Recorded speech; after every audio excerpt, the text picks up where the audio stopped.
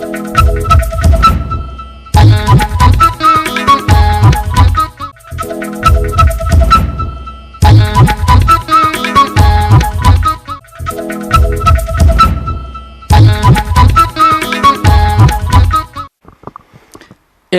ನಮಸ್ಕಾರ. ಜ್ಞಾನಾಮೃತ ಮಂಗಳೂರು ಇವರ ದಶಮಾನೋತ್ಸವ ಪ್ರಯುಕ್ತ ಹೊಸಕುರಲ್ ಸುದ್ದಿವಾಹಿನಿಯ ಸಹಯೋಗದೊಂದಿಗೆ ನಡೆಸುವಂಥ ಈ ಒಂದು ಕಾವ್ಯ ಕಲರವ ಎಂತಕ್ಕಂಥ ಒಂದು ಬಹಳ ರಚನಾತ್ಮಕ ಕಾರ್ಯಕ್ರಮ ಇವತ್ತು 8ನೇ ದಿವಸಕ್ಕೆ ಬಂದು ನಿಂತಿದೆ. ಇವತ್ತು ಮುದ್ದಣ ಕವಿಯ ಶ್ರೀರಾಮ ಪಟ್ಟಾಭಿಷೇಕದಲ್ಲಿ ಆಯ್ದಂಥ ಒಂದು ಭಾಗವನ್ನು ಅವರು ಮಾಡ್ತಾರೆ. ಹಾಗೆ ಪ್ರತಿದಿನ ನೀವೆಲ್ಲ ನೋಡಿರಬಹುದು, ರನ್ನ ಇರ್ಬೋದು, ಪಂಪ ಇರ್ಬೋದು, ಕುಮಾರವ್ಯಾಸ, ಹಾಗೆ ಕುಮಾರ ವಾಲ್ಮೀಕಿ, ಹೀಗೆ ಹಲವಾರು ಇಂಥ ಪ್ರಸಿದ್ಧ ಕವಿಗಳ ಈ ಒಂದು ಆಖ್ಯಾನವನ್ನು ದ್ವಿಪಾತ್ರದೊಂದಿಗೆ ಪ್ರಸ್ತುತಪಡಿಸುವಂಥ ಒಂದು ಒಳ್ಳೆಯ ಪರಿಕಲ್ಪನೆಯನ್ನು ಮಾಡಿದ್ದಾರೆ ಡಾಕ್ಟರ್ ದಿನಕರ ಪಚ್ಚನಾಡಿ ಅವರು. ಇವತ್ತು 8ನೇ ದಿನದ ಈ ಕಾರ್ಯಕ್ರಮಕ್ಕೆ ಬಂದಿದ್ದೇವೆ ನಾವು, ವೀಕ್ಷಕರೆಲ್ಲ ತಯಾರಾಗಿರ್ಬೋದು. ಅದೇ ರೀತಿಯಲ್ಲಿ ದಿನ ಇದಕ್ಕೊಂದು ಜ್ಯೋತಿ ಪ್ರಜ್ವಲಿಸಿ ಚಾಲನೆಯನ್ನು ನೀಡಬೇಕಂತೇಳಿ ಅತಿಥಿಗಳನ್ನು ನಮ್ಮ ಸ್ನೇಹಿತರನ್ನು ನಾವು ಕರೀತೇವೆ. ಬ್ರಹ್ಮಶ್ರೀ ನಾರಾಯಣಗುರು ಯಕ್ಷಗಾನ ಮಂಡಳಿಯ ಶ್ರೀ ರಂಜಿತ್ ಕುಳಾಯಿ ಅಧ್ಯಕ್ಷರು ಇದರದ್ದು, ಅವರನ್ನು ನಾವು ಬರಮಾಡಿಕೊಳ್ತಾ ಇದ್ದೇವೆ ವೇದಿಕೆಗೆ. ಅದೇ ರೀತಿ ಅವರು ಬ್ರಹ್ಮಶ್ರೀ ನಾರಾಯಣಗುರು ಸಮಾಜ ಸೇವಾ ಸಂಘ ರಿಜಿಸ್ಟರ್ಡ್ ಕೂಡ ಇದರ ಮಾಜಿ ಕಾರ್ಯದರ್ಶಿ ಕೂಡ ಆಗಿದ್ದಾರೆ. ಹಾಗೆ ಹಲವು ಸಂಘಟನೆಗಳಲ್ಲಿ ಸಕ್ರಿಯವಾಗಿ ದುಡಿಯುವಂಥ ಅವರು ನಮ್ಮನ್ನು ಪ್ರೋತ್ಸಾಹಿಸಲಿಕ್ಕೋಸ್ಕರವಾಗಿ ಇವತ್ತು ಆಗಮಿಸಿದ್ದಾರೆ. ಹಾಗೆ ಇನ್ನೋರ್ವರು ನಮ್ಮೊತ್ತಿಗೆ ಕೂತ್ಕೊಂಡಿದ್ದಾರೆ, ನಮ್ಮ ಸ್ನೇಹಿತರು. ಅವರ ವೃತ್ತಿ ಸಂಘಟನೆಗಳಿರ್ಬೋದು, ಪ್ರವೃತ್ತಿ ಸಂಘಟನೆಗಳಿರ್ಬೋದು, ಸಕ್ರಿಯವಾಗಿ ಒಂದು ರೀತಿಯಲ್ಲಿ ಕ್ರಿಯೇಟಿವಿಟಿ ಏನುಂಟು ಅಂಥದ್ದನ್ನೆಲ್ಲ ಹುಡುಕಾಡಿಕೊಂಡು ಹೋಗುವಂಥ ಶ್ರೀಯುತ ಹರೀಶ್ ಹೆಬ್ಬಾರ್ ಅವರು. ಹಾಗೆ ಅವರು ಕೂಡ ನಮ್ಮ ಪಚ್ಚನಾಡಿ ಅವರ ಶಿಷ್ಯರೇ ಆಗಿದ್ದರಿಂದ ಅತ್ಯಂತ ಅಭಿಮಾನದಿಂದ ಬಂದಿದ್ದಾರೆ. ಇವರು ಶ್ರೀ ವಿಷ್ಣುಮೂರ್ತಿ ಯಕ್ಷಗಾನ ಮಂಡಳಿ ಕೂಡ ಇದರ ಸಕ್ರಿಯ ಪಾತ್ರ ನಿರ್ವಹಿಸುತ್ತಾ ಕಲಾಸೇವೆ ಮಾಡ್ತಾ ಇದ್ದಾರೆ. ಅವರನ್ನು ಕೂಡ ನಾನು ವೇದಿಕೆಗೆ ಬರಮಾಡಿಕೊಳ್ತಾ ಇದ್ದೇನೆ. ಜ್ಞಾನಾಮೃತ ಸಂಘಟನೆ ಅಧ್ಯಕ್ಷರಾಗಿರ್ತಕ್ಕಂಥ ಶ್ರೀಯುತ ಲಿಂಗಪ್ಪ ಸೀತಾದೇವ್ ಅವರನ್ನು ಕೂಡ ಈ ಸಂದರ್ಭದಲ್ಲಿ ನಾನು ವೇದಿಕೆಗೆ ಬರಮಾಡಿಕೊಳ್ತಾ ಇದ್ದೇನೆ. ಹಾಗೆ ಇದರ ನಿರ್ದೇಶಕರು ಡಾಕ್ಟರ್ ದಿನಕರ ಪಚ್ಚನಾಡಿ ಅವರನ್ನು ಕೂಡ ಉಪಸ್ಥಿತರಿರಬೇಕು ಅಂತೇಳಿ ಕೇಳಿಕೊಂಡಿದ್ದೇನೆ. ಹಾಗೆ ಇದೀಗ ಆಗಮಿಸಿದ ಅತಿಥಿಗಳನ್ನು ಇವತ್ತು 8ನೇ ದಿನದ ಕಾವ್ಯ ಕಲರವಕ್ಕೆ 2 ಹಿತಮಾತುಗಳಿಂದ ಸ್ವಾಗತಿಸಬೇಕು ಅಂತೇಳಿ ಇದರ ಅಧ್ಯಕ್ಷರು ಶ್ರೀಯುತ ಲಿಂಗಪ್ಪ ಸೀತಾದೇವ್ ಅವರಲ್ಲಿ ವಿನಂತಿ ಮಾಡಿಕೊಳ್ತಾ ಇದ್ದೇನೆ. ವೀಕ್ಷಕ ಶ್ರೋತೃಗಳೇ, ವೇದಿಕೆಯಲ್ಲಿರುವಂತಹ ಗಣ್ಯರೇ, 7ನೇ ದಿವಸದ ಕಾರ್ಯಕ್ರಮವನ್ನು ಮುಗಿಸಿಕೊಂಡು ಜ್ಞಾನಾಮೃತ ಮಂಗಳೂರು ಕಾವ್ಯ ಕಲರವ ಈ ಕಾವ್ಯ ಸರಣಿಯ 8ನೇ ದಿವಸದ ಕಾರ್ಯಕ್ರಮವನ್ನು ನಾವು ಈಗ ಆರಂಭಿಸ್ತಾ ಇದ್ದೇವೆ. ಈ ಶುಭಾರಂಭಕ್ಕೆ ನಮಗೆ ಅತಿಥಿಗಳಾಗಿ ಬಂದಂತಹ ಶ್ರೀ ರಂಜಿತ್ ಕುಮಾರ್ ಕುಳಾಯ್ ಇವರನ್ನು ನಾನು ಸ್ವಾಗತಿಸುತ್ತೇನೆ. ಯಾಕಂತ ಹೇಳಿದರೆ ಇವರು ನಮ್ಮ ಬೇರೆ ಬೇರೆ ರೀತಿಯಲ್ಲಿ ಯಕ್ಷಗಾನದಲ್ಲಿ ಪ್ರಾಯಶಃ ನಮ್ಮ ದಿನಕರ್ ಎಸ್ ಪಚ್ಚನಾಡಿಯವರ ಶಿಷ್ಯನಾಗಿ ಹಲವು ವೇಷಗಳನ್ನು ಕೂಡ ಮಾಡಿದವರು, ಹವ್ಯಾಸಿ ವೇಷಧಾರಿ ಇವರು ಕೂಡ. ಅದೇ ರೀತಿ ಕುಳಾಯಿ ಯಕ್ಷಗಾನ ಮಂಡಳಿಯಲ್ಲಿ ಬಹಳ ಒಳ್ಳೆಯ ರೀತಿಯಲ್ಲಿ ಹಲವು ಯಕ್ಷಗಾನ ಕಾರ್ಯಕ್ರಮಗಳನ್ನು ಮಾಡಿದವರು. ಮಾತ್ರವಲ್ಲ, ಬ್ರಹ್ಮಶ್ರೀ ಗುರುನಾರಾಯಣ ಸಂಘದಲ್ಲಿ ಭಾಳಷ್ಟು ವಿಶೇಷ ರೀತಿಯ ಕಾರ್ಯಕ್ರಮವನ್ನು ಹೊಂದಿದೆ. ಯಾಕಂದರೆ ಬಹಳ ಉತ್ತಮ ಚಟುವಟಿಕೆಗಳನ್ನು ಹೊಂದಿರುವಂಥ ವ್ಯಕ್ತಿ ಇವರು, ಯುವಕ.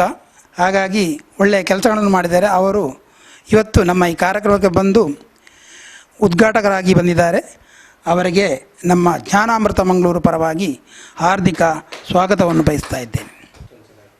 ನಮ್ಮ ಉದ್ಘಾಟಕರಿಗೆ ತೋಣ್ತೆ ಪುಷ್ಕಲ್ ಕುಮಾರ್ರವರು ಹೂಗೊಟ್ಟು ಒಂದು ಕಾಣಿಕೆಯನ್ನು ಕೊಟ್ಟು ಸ್ವಾಗತಿಸಬೇಕು ಅಂತ ಕೇಳ್ತಾ ಇದ್ದೇನೆ. ಅದೇ ರೀತಿ ಇನ್ನೋರ್ವ ಅತಿಥಿ ನಮ್ಮ ಮಿತ್ರರು. ಮಾತ್ರವಲ್ಲ, ಒಂದು ಸಂಘಟನೆಯಲ್ಲಿ ಯಕ್ಷಗಾನದ ಕಾರ್ಯಕ್ರಮಗಳಲ್ಲಿ ಯಾವ ರೀತಿ ಕೆಲಸ ಮಾಡಬೇಕು ಅಂತ ಇದ್ದರೆ ಬಹುಶಃ ಶ್ರೀಯುತ ಹರೀಶ್ ಹೆಬ್ಬಾರ್ ಅವರನ್ನು ನೋಡಿ ಕಲಿಬೇಕು.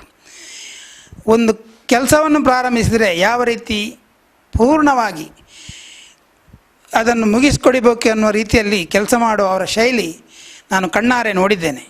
ಹಾಗಾಗಿ ವಿಷ್ಣುಮೂರ್ತಿ ಯಕ್ಷಗಾನ ಮಂಡಳಿ ಕುಳಾಯಿ ಇದರ ಸಕ್ರಿಯ, ಅಂದರೆ ಅವರು ಅಧ್ಯಕ್ಷರಾಗಲಿಲ್ಲ, ಬಹುಶಃ ಪ್ರಾಯಶಃ ಅವರು 15 ವರ್ಷಗಳಲ್ಲಿ ಯಾವಾಗಲೂ ಅಧ್ಯಕ್ಷರಾಗ್ಬೋದಿತ್ತು ಆ ಸಂಘಟನೆ. ಆದರೆ ಅವರು ಒಂದೇ ಹೇಳೋದು, ನಮ್ಮ ಕೆಲಸ ಮುಖ್ಯ, ನನ್ನಿಂದ ಆಗುವಂಥ ಕೆಲಸವನ್ನು ನಾನು ಯಾವುದೇ ಸ್ಥಾನದಲ್ಲಿ ಮಾಡ್ತೇನೆ ಅಂತ ಹೇಳುವಂಥ ಒಂದು ಔದಾರ್ಯ ಅವರಲ್ಲಿ ಉಂಟು. ಅಂತಹ ವ್ಯಕ್ತಿ ಯಕ್ಷಗಾನಕ್ಕೆ ತಮ್ಮನ್ನು ತಾವು ಪೂರ್ಣವಾಗಿ ಸಮರ್ಪಿಸಿಕೊಂಡಂತಹ ವ್ಯಕ್ತಿ ಅವರು ಇವತ್ತು ನಮ್ಮ ಅತಿಥಿಯಾಗಿ ಬಂದಿದ್ದಾರೆ. ಅವರಿಗೆ ನಾನು ಜ್ಞಾನಾಮೃತ ಮಂಗಳೂರು ಇದರ ಪರವಾಗಿ ಹೃತ್ಪೂರ್ವಕ ಸ್ವಾಗತವನ್ನು ಬಯಸ್ತಾ ಇದ್ದೇನೆ. ಇವರಿಗೆ ನಮ್ಮ ನಿರ್ದೇಶಕರಾದಂಥ ದಿನಕರ ಎಸ್ ಪಚ್ಚನಾಡಿಯವರು ಹೂಗೊಟ್ಟು ಕಾಣಿಕೆಯನ್ನಿತ್ತು ಸ್ವಾಗತಿಸಬೇಕಂತ ಕೇಳ್ತಾ ಇದ್ದೇನೆ. ಶ್ರೀಯುತ ಹರೀಶ್ ಹೆಬ್ಬಾರ್ರವರು ನಮ್ಮ ಸಂಘದಲ್ಲಿ ಕೂಡ, ನಮ್ಮ ಈ ಸಂಸ್ಥೆಯಲ್ಲಿ ಕೂಡ ಕೋಶಾಧಿಕಾರಿಯಾಗಿ ಕೆಲಸ ಮಾಡ್ತಾ ಇದ್ದಾರೆ. ಹಾಗಾಗಿ ಅವರು ಯಕ್ಷಗಾನ ಎಲ್ಲಿ ಉಂಟೋ ಅಥವಾ ಕಲೆ ಸಾಹಿತ್ಯ ಎಲ್ಲಿದ್ದರೂ ಕೂಡ ಅವರು ಅದರಲ್ಲಿ ಪಾಲ್ಗೊಳ್ತಾರೆ, ನಮಗೂ ಸಹಕಾರ ನೀಡಿದ್ದಾರೆ. ಅವರು ಮುಂದಿನ ಕಾರ್ಯಕ್ರಮದಲ್ಲಿ ಒಬ್ಬ ಪಾತ್ರಧಾರಿಯಾಗಿ ಕಾರ್ಯವನ್ನು ಮಾಡುವಂತಹ ಹಾಗೂ ನಮ್ಮ ನಿರ್ದೇಶಕರು, ಪ್ರಾಯಶಃ ಈ ಸರಣಿಯ ಸಂಯೋಜಕರು, ಸಾಹಿತ್ಯ ಕಲೆಗಳು ಅಥವಾ ನಮ್ಮ ಹಿಂದೆ ಹಳೆಯ ತಲೆಮಾರಿನ ಮಹಾಕವಿಗಳ ಪರಿಚಯವು ಯಾವ ರೀತಿ ಜನಗಳಿಗೆ ಮುಟ್ಟಬೇಕು ಎನ್ನುವ ರೀತಿಯಲ್ಲಿ ಒಂದು ಒಳ್ಳೆಯ ರೀತಿಯ ಸಂಯೋಜನೆ ಮಾಡಿದಂಥ ಡಾಕ್ಟರ್ ದಿನಕರ ಎಸ್ ಪಚ್ಚನಾಡಿಯವರು ಕೂಡ ನಮ್ಮೊಂದಿಗೆ ಇವತ್ತು ಇದ್ದಾರೆ. ಅವರಿಗೂ ನಾನು ಸ್ವಾಗತವನ್ನು ಬಯಸ್ತಾ ಇದ್ದೇನೆ. ತೋನ್ಸೆ ಪುಷ್ಕಳ್ ಕುಮಾರ್ರವರು ನಮಗೆ ಎಲ್ಲ ರೀತಿಯ ಕಲಾ ಸೇವೆಯನ್ನು ಒದಗಿಸಿದವರು. ಇವತ್ತಿನ ಈ ಕಾರ್ಯಕ್ರಮದಲ್ಲಿ ಅವರು ನಿರೂಪಣೆಯನ್ನು ಮಾಡಿ ನಮಗೆ ಸಹಕರಿಸಿದ್ದಾರೆ. ಅವರಿಗೆ ಸ್ವಾಗತವನ್ನು ಬಯಸ್ತಾ ಇದ್ದೇನೆ. ಹಾಗೆ ಇವತ್ತಿನ ಕಲಾವಿದರು, ಗಾಯನದಲ್ಲಿ ಶಿವಪ್ರಸಾದ್ ಎಡಪದವು ಇವರು, ಹಾಗೂ ತೋನ್ಸೆ ಪುಷ್ಕಳ್ ಕುಮಾರ್ರವರು, ಅದೇ ರೀತಿ ಸಂವಾದದಲ್ಲಿ ಡಾಕ್ಟರ್ ದಿನಕರ ಎಸ್ ಪಚ್ಚನಾಡಿ, ಹಾಗೆ ಸುನಿಲ್ ಕುಮಾರ್ ಪಲ್ಲಮಜಲು, ಮತ್ತು ಈ ಕಾರ್ಯಕ್ರಮದ ಕಾವ್ಯ ಸಮನ್ವಯವನ್ನು ಮಾಡುವಂತಹ ವಿದ್ಯಾಧರ್ ಶೆಟ್ಟಿ ಹೊಸಕುರಲ್, ಇವರು ಕೂಡ ಈ ಕಾರ್ಯಕ್ರಮದಲ್ಲಿ ಇದ್ದಾರೆ. ಅವರಿಗೆ ನಾನು ಸ್ವಾಗತವನ್ನು ಬಯಸ್ತಾ ಇದ್ದೇನೆ. ಮತ್ತು ಈ ಕಾರ್ಯಕ್ರಮಕ್ಕೆ ಬಹಳ ಮುಖ್ಯ ಆಧಾರವಾಗಿರುವಂಥ ಹೊಸಕುರಲ್ ಇದರ ತಾಂತ್ರಿಕ ತಂಡ, ಅಂದರೆ ಕಳೆದ 7 ದಿವಸಗಳಲ್ಲಿ ಅವಳು ಬಹಳ ಉತ್ತಮವಾಗಿ ಕೆಲಸ ಮಾಡಿ ನಮ್ಮ ಕಾರ್ಯಕ್ರಮವನ್ನು ಚೆಂದ ಮಾಡಿಕೊಟ್ಟಿದ್ದಾರೆ. ಅವರಿಗೂ ಕೂಡ ನಾನು ಇನ್ನೊಮ್ಮೆ ಈ ಕಾರ್ಯಕ್ರಮಕ್ಕೆ ಸ್ವಾಗತವನ್ನು ಬಯಸ್ತಾ ಇದ್ದೇನೆ. ವೀಕ್ಷಕರೆಲ್ಲರಿಗೂ ಸ್ವಾಗತ. ಹಿತ ಮಾತುಗಳಿಂದ ಎಲ್ಲರನ್ನು ಸ್ವಾಗತಿಸಿದಂಥ ಜ್ಞಾನಾಮೃತ ಅಧ್ಯಕ್ಷರು ಶ್ರೀ ಲಿಂಗಪ್ಪ ಸೀತಾದೇವ್ ಅವರಿಗೆ ಅಭಿವಂದನೆಗಳು. ಈಗ ಜ್ಯೋತಿ ಪ್ರಜ್ವಲಿಸಿ ಇವತ್ತು 8ನೇ ದಿನದ ಕಾವ್ಯ ಕಲರವನ್ನು ಚಾಲನೆ ಮಾಡಿಕೊಡಬೇಕು ಅಂಥೇಳಿ ನಾವೀಗ ಬ್ರಹ್ಮಶ್ರೀ ನಾರಾಯಣಗುರು ಸಮಾಜ ಸೇವಾ ಸಂಘ ಇದರ ಅಧ್ಯಕ್ಷರಾಗಿರ್ತ ಮಾಜಿ ಕಾರ್ಯದರ್ಶಿ, ಹಾಗೆ ನಾರಾಯಣಗುರು ಯಕ್ಷಗಾನ ಮಂಡಳಿ ಇದರ ಅಧ್ಯಕ್ಷರಾಗಿರ್ತಕ್ಕಂಥ ಶ್ರೀ ರಂಜಿತ್ ಕುಳಾಯಿ ಅವರನ್ನು ವಿನಂತಿ ಮಾಡಿಕೊಳ್ತಾ ಇದ್ದೇವೆ. ಶುಕ್ಲಾಂಬರಧರಂ ವಿಷ್ಣುಂ ಶಶಿವರ್ಣಂ ಚತುರ್ಭುಜಂ ಪ್ರಸನ್ನವದನಂ ಧ್ಯಾಯೇತ್ ಸರ್ವವಿಘ್ನೋಪಶಾಂತಯೇ.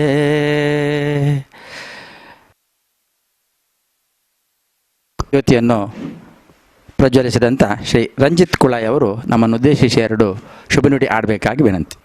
ಮೊದಲಿಗೆ ಎಲ್ಲರಿಗೂ ವಂದನೆಗಳನ್ನು ಸಲ್ಲಿಸುತ್ತಾ, ಜ್ಞಾನಾಮೃತ ಮಂಗಳೂರು ಇದರ ಸ್ಥಾಪನೆಗೆ ಮುಖ್ಯ ಕಾರಣ ಶ್ರೀ ಡಾಕ್ಟರ್ ದಿನಕರ ಎಸ್ ಪಚ್ಚನಾಡಿ. ಇವರ ಜ್ಞಾನದಿಂದ ಅಮೃತವನ್ನು ಎಲ್ಲರಿಗೂ ಸಿಂಪಡಿಸುವಂಥ, ಪಸರಿಸುವಂಥ ಕಾರ್ಯವನ್ನು ಅವರು ಮಾಡ್ತಿದ್ದರು. ಅವರಿಗೆ ಬೆನ್ನೆಲುಬಾಗಿ ನಿಂತವರು ಈ ನಮ್ಮ ಜ್ಞಾನಾಮೃತದ ಅಧ್ಯಕ್ಷರಾದಂತಹ ಲಿಂಗಪ್ಪ ಸೀತಾದೇವ್ ಇವರು. ಹಾಗೆ ನಮ್ಮ ಡಾಕ್ಟರ್ಸ್ ದಿನಕರ್ ಪಚ್ಚನಾಡಿಯವರು ನಮ್ಮ ಆತ್ಮೀಯರಾಗಿದ್ದು ನಮ್ಮೆಲ್ಲರನ್ನು ಕೂಡಿಸಿಕೊಂಡು ಈ ಜ್ಞಾನಾಮೃತ ಎಂಬ ಸಂಸ್ಥೆಯನ್ನು ಬೆಳೆಸಿದ್ದಾರೆ. ಮೊದಲಿಗೆ ಈ ಜ್ಞಾನಾಮೃತ ಸಂಸ್ಥೆಯನ್ನು ಕೃತಿ ಬಿಡುಗಡೆ ಮಾಡುವ ಮೂಲಕ ಮುಖೇನ ಈ ಸಂಸ್ಥೆಯನ್ನು ಪ್ರಾರಂಭಿಸಿ ಹಲವು ಕಾರ್ಯಕ್ರಮ, ವಿಭಿನ್ನ ರೀತಿಯಾದಂಥ ಕಾರ್ಯಕ್ರಮಗಳನ್ನು ಅವರು ನಮ್ಮ ಪರಿಸರದವರಿಗೆ ಪಸರಿಸಿದ್ದಾರೆ. ಯಾಕೆಂದರೆ ಕೃತಿ ಬಿಡುಗಡೆ ಆಗಲಿ, ಸನ್ಮಾನ ಆಗಲಿ, ಅಥವಾ ಕಾಲಧರ್ಮ ಎಂಬ ತಾಳಮದ್ದಲೆಯಾಗಲಿ ವಿಭಿನ್ನ ರೀತಿಯ ಹಲವು ಕಾರ್ಯಕ್ರಮಗಳನ್ನು ನಿರ್ವಹಿಸ್ತಾ ಬಂದು ಈಗ 10ನೇ ವರ್ಷಕ್ಕೆ ಮುಟ್ಟಿದ್ದೇವೆ. ಈ 10ನೇ ವರ್ಷದಲ್ಲಿ ಕಾವ್ಯ ಕಲರಹ ಎಂಬ ವಿಭಿನ್ನ ರೀತಿ ಕಾವ್ಯ ಕಲರವ ಎಂಬ ವಿಭಿನ್ನ ರೀತಿಯಾದಂತಹ ಕಾರ್ಯಕ್ರಮವನ್ನು ನಿರ್ವಹಿಸಿದ್ದಾರೆ.